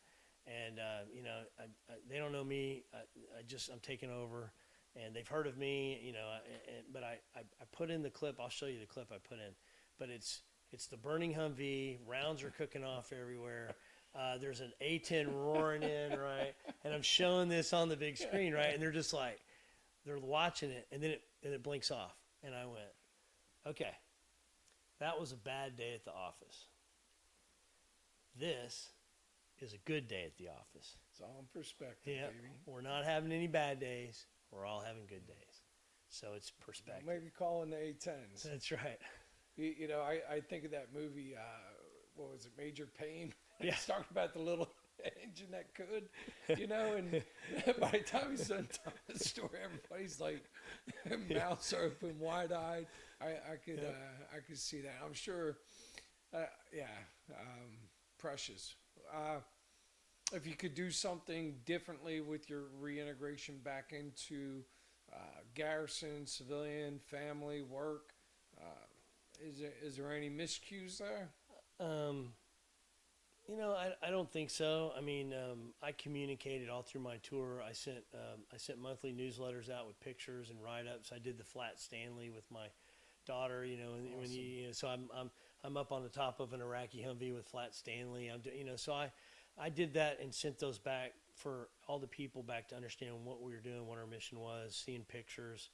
I've kept all that stuff. So they lived through the tour with me a lot. So there wasn't a whole lot of questions about what I had done. And, I had some sleep issue problems. I've been struggling with weight since I got back. In exercise, I can't do it. I get hurt. My back is tore up. I had a really bad neck and back. So I spent a lot of time with a chiropractor getting fixed and trying to get healthy again. I was having a lot of issues that I didn't know I was having. It was a little weird. The movie American Sniper, when he rotates back and he's standing in the grocery store and the music's playing and he's just looking at all the food and everything and it's quiet and he's just zoned out, right? I mean, I had many of those moments. I didn't understand I was having those kind of moments until I saw that movie, and the combat scenes were right on. I mean, I talked on that cell phone just like he did. All this stuff was pretty much, but it was more about when he rotated back, how was he, I'd just sit in a chair and just check out. I remember when I came back to the house the first time, I was so cold. I was freezing. I turned the heat up to 88 degrees, and I was in a blanket sitting on a leather chair in the corner. My wife came in from wherever she was, and I thought she was going to pass out. I just couldn't, I just wasn't acclimated back to the weather again. My hotometer was really messed up. So just things like that. I mean, you'd have some freaky stuff happen. I was in the back of a car in Dallas. We were looking for a job and seeing if we wanted to take an opportunity there. And we were in the middle of a rainstorm and a lightning strike hit right outside the car. My heart went to racing. I got hot all over my body. I was having an episode in the back of the car. It was just like an IED explosion on the side of your vehicle. Now, my wife's up there chit-chatting with the real estate agent. I'm just having a moment trying to pull myself back down going, it's Dallas, Texas. And it's not an IED, but my body wouldn't stop reacting. So I had some of those things going on that made it probably more difficult. And there was really no integration to that. I mean, there was nobody that said, hey, this is what you're going to experience and it's okay. And, I didn't have a group I could go to. My military guys were close enough on drill weekend because I went back to the reserves. You did have that connection. That's what I was going to ask you. But those guys didn't experience. Those are the same guys that sat in Birmingham, Alabama on a stateside mission, and I got myself out of that mission, and they all thought I was crazy because they were making a ton of money on per diem, and they were doing this job, and that blah, blah, blah, and they had all this stuff going on, and they were like, you're dumb as dirt, man. You can just sit here, and we'll get 4 years of active duty sitting right here in Birmingham. And I'm like, man, I can't do that. There's a war going on. I can't be that guy. I can't look in the mirror. That's not me, right? But I went back to that unit. So it was an interesting transition back to that unit when I showed up. So here's the thing.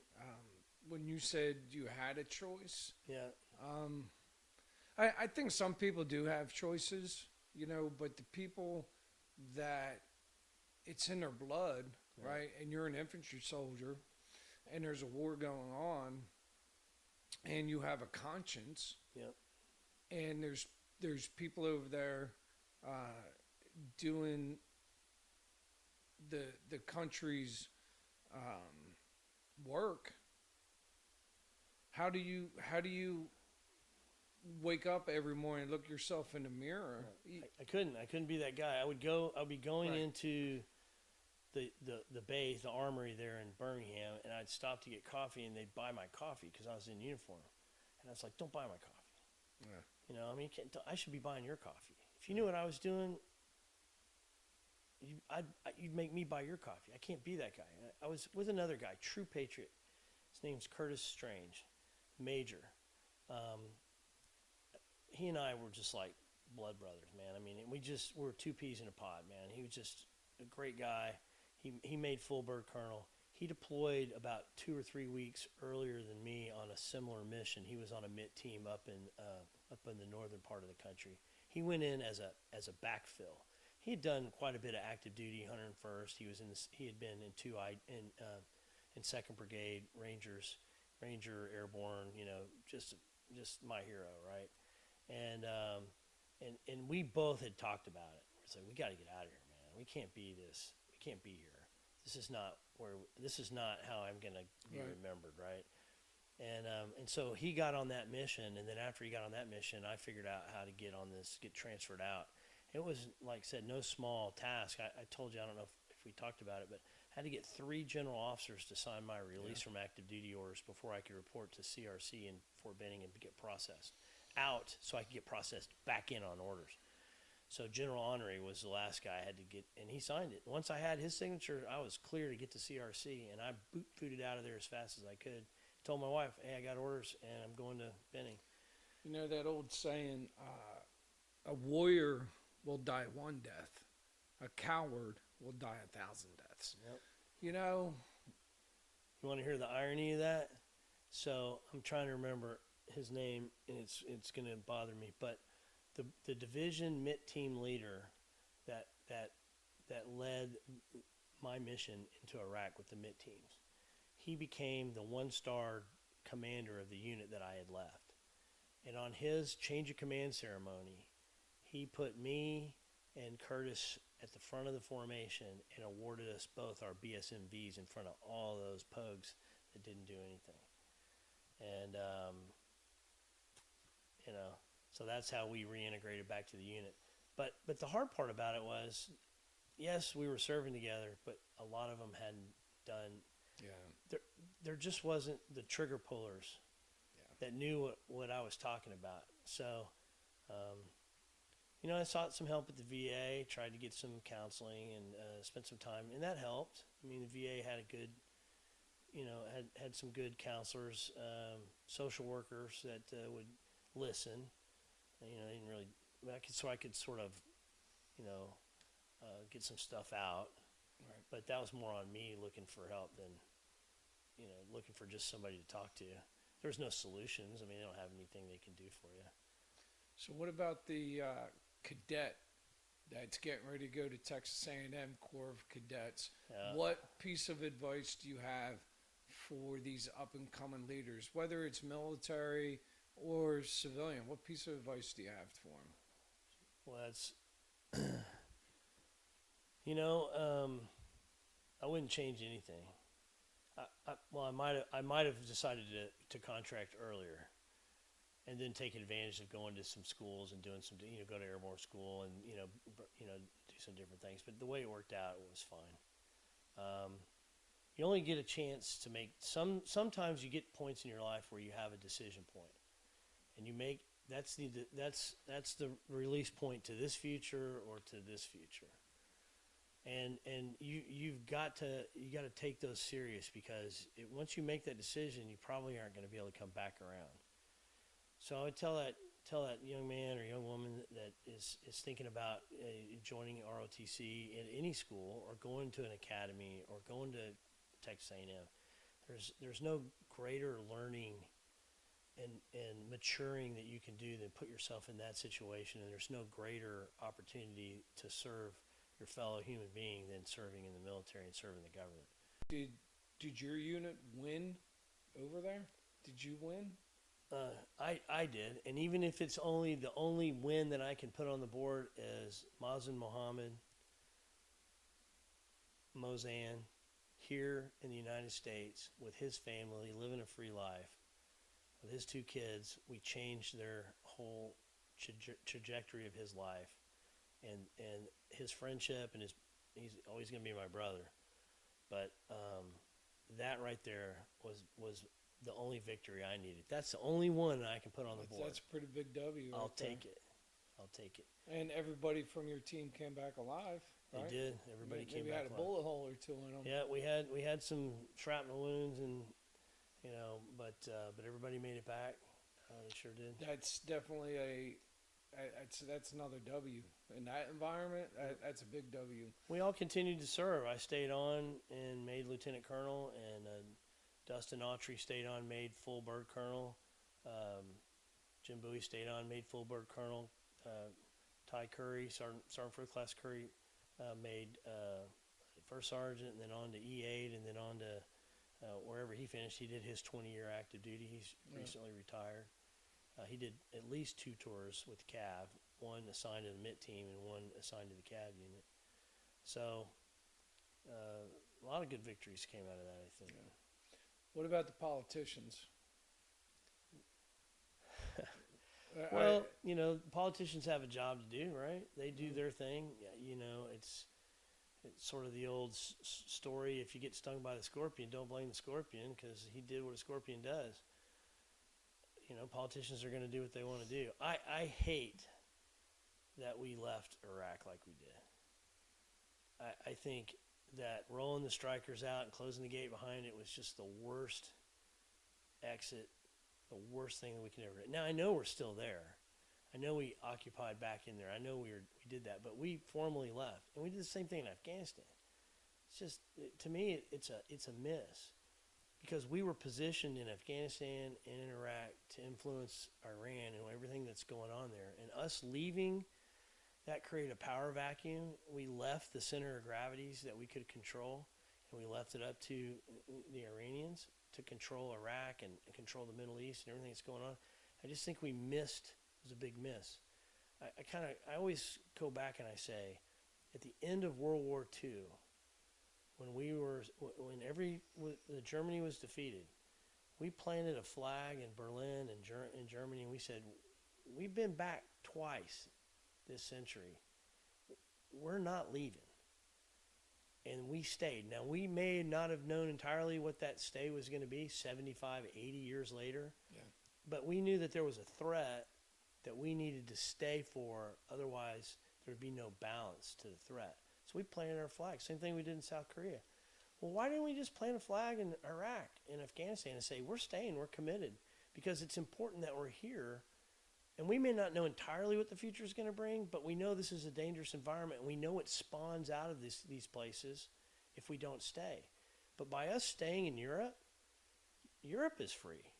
You know, I mean, all the borders came down. You got free travel across Europe. I mean, and we haven't had another war come out of Europe. Yeah. But us leaving the Middle East, leaving Iraq and Afghanistan seems to me to have been a bad choice. But that's just my opinion.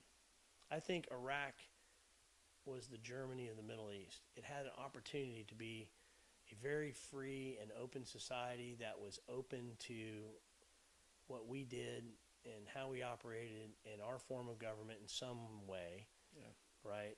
I think if we had stayed and I think we were back, but if we invested there like we did in Germany and Berlin and created Baghdad would be the Berlin of the Middle East, I just think that would have changed the whole complexity of the Middle East. I think it was just a bad move on the politicians to get a photo opportunity to drive out and close the gate. Yeah, that's definitely a tough pill to swallow. Well, I think that about wraps things up. We have Stacy Pearsall's book. Yeah. And Stacy's going to come on too. That's great. Yeah, I've talked to her, but Stacy Pearsall, combat photographer, did a lot of time with you guys. I think one of her team members, when she was embedded with you guys, actually got shot. Yeah. Yeah. So she was the videographer on Stacy's team. So Catherine. Yeah. Right. So yeah, we got on the radio and heard that she had been wounded, and a bullet had gone through her arm. I don't even think at the time we picked her up she knew a bullet had gone through her arm and hit her camera that she was holding and blown the top of her thumb off. So we wheeled around to get her to the aid station. I jumped out and I ran over to Stacy and I said, "Are you okay?" And I'll never forget, this is a quote. I'll give it up to Stacy. She said, to Catherine, and she said, "They shot my motherfucking thumb off." and I said, "Well, get in. We'll get you taken care of." And supposedly she was awarded a Purple Heart. It was the first Purple Heart that's been awarded to a combat camera person since the Vietnam War. Wow. It was a big deal for those guys to come in and award her that Purple Heart. But that they were great. They stayed with us. They were kind of lone rangers. They needed to buddy up with somebody. They were here to document a lot of what was going on with the Iraqi army and the coalition support that lived and worked and fought with them. This book here is called Shooter. It is a fantastic pictorial of our tour. Your guys are all in that. My team is all throughout that. My Iraqis are all through that. I got a picture page in there. They caught me one morning waking up shaving, and I'm in there in our captain room out in our combat outpost. But Stacy's one of my favorite people in the world. I keep up with her. She was at our 10th reunion shooting pictures. And she's doing a series called After Action now. That's a really great series, just doing a lot of this kind of talking. And, go buy her book. It's a great tabletop book. It's amazing pictures. Yeah, I definitely give them a shout out because there's a lot of things that happened over there that they captured, and if they weren't on the ground doing what they did, it would just be lost in the sands of time for sure. So good shout out to Stacy and Kate. And I think that completes your debrief, bro. All right. Well, thanks. I appreciate it. I enjoyed it thoroughly. Thank you. You bet. Right on. Whew. That's a wrap.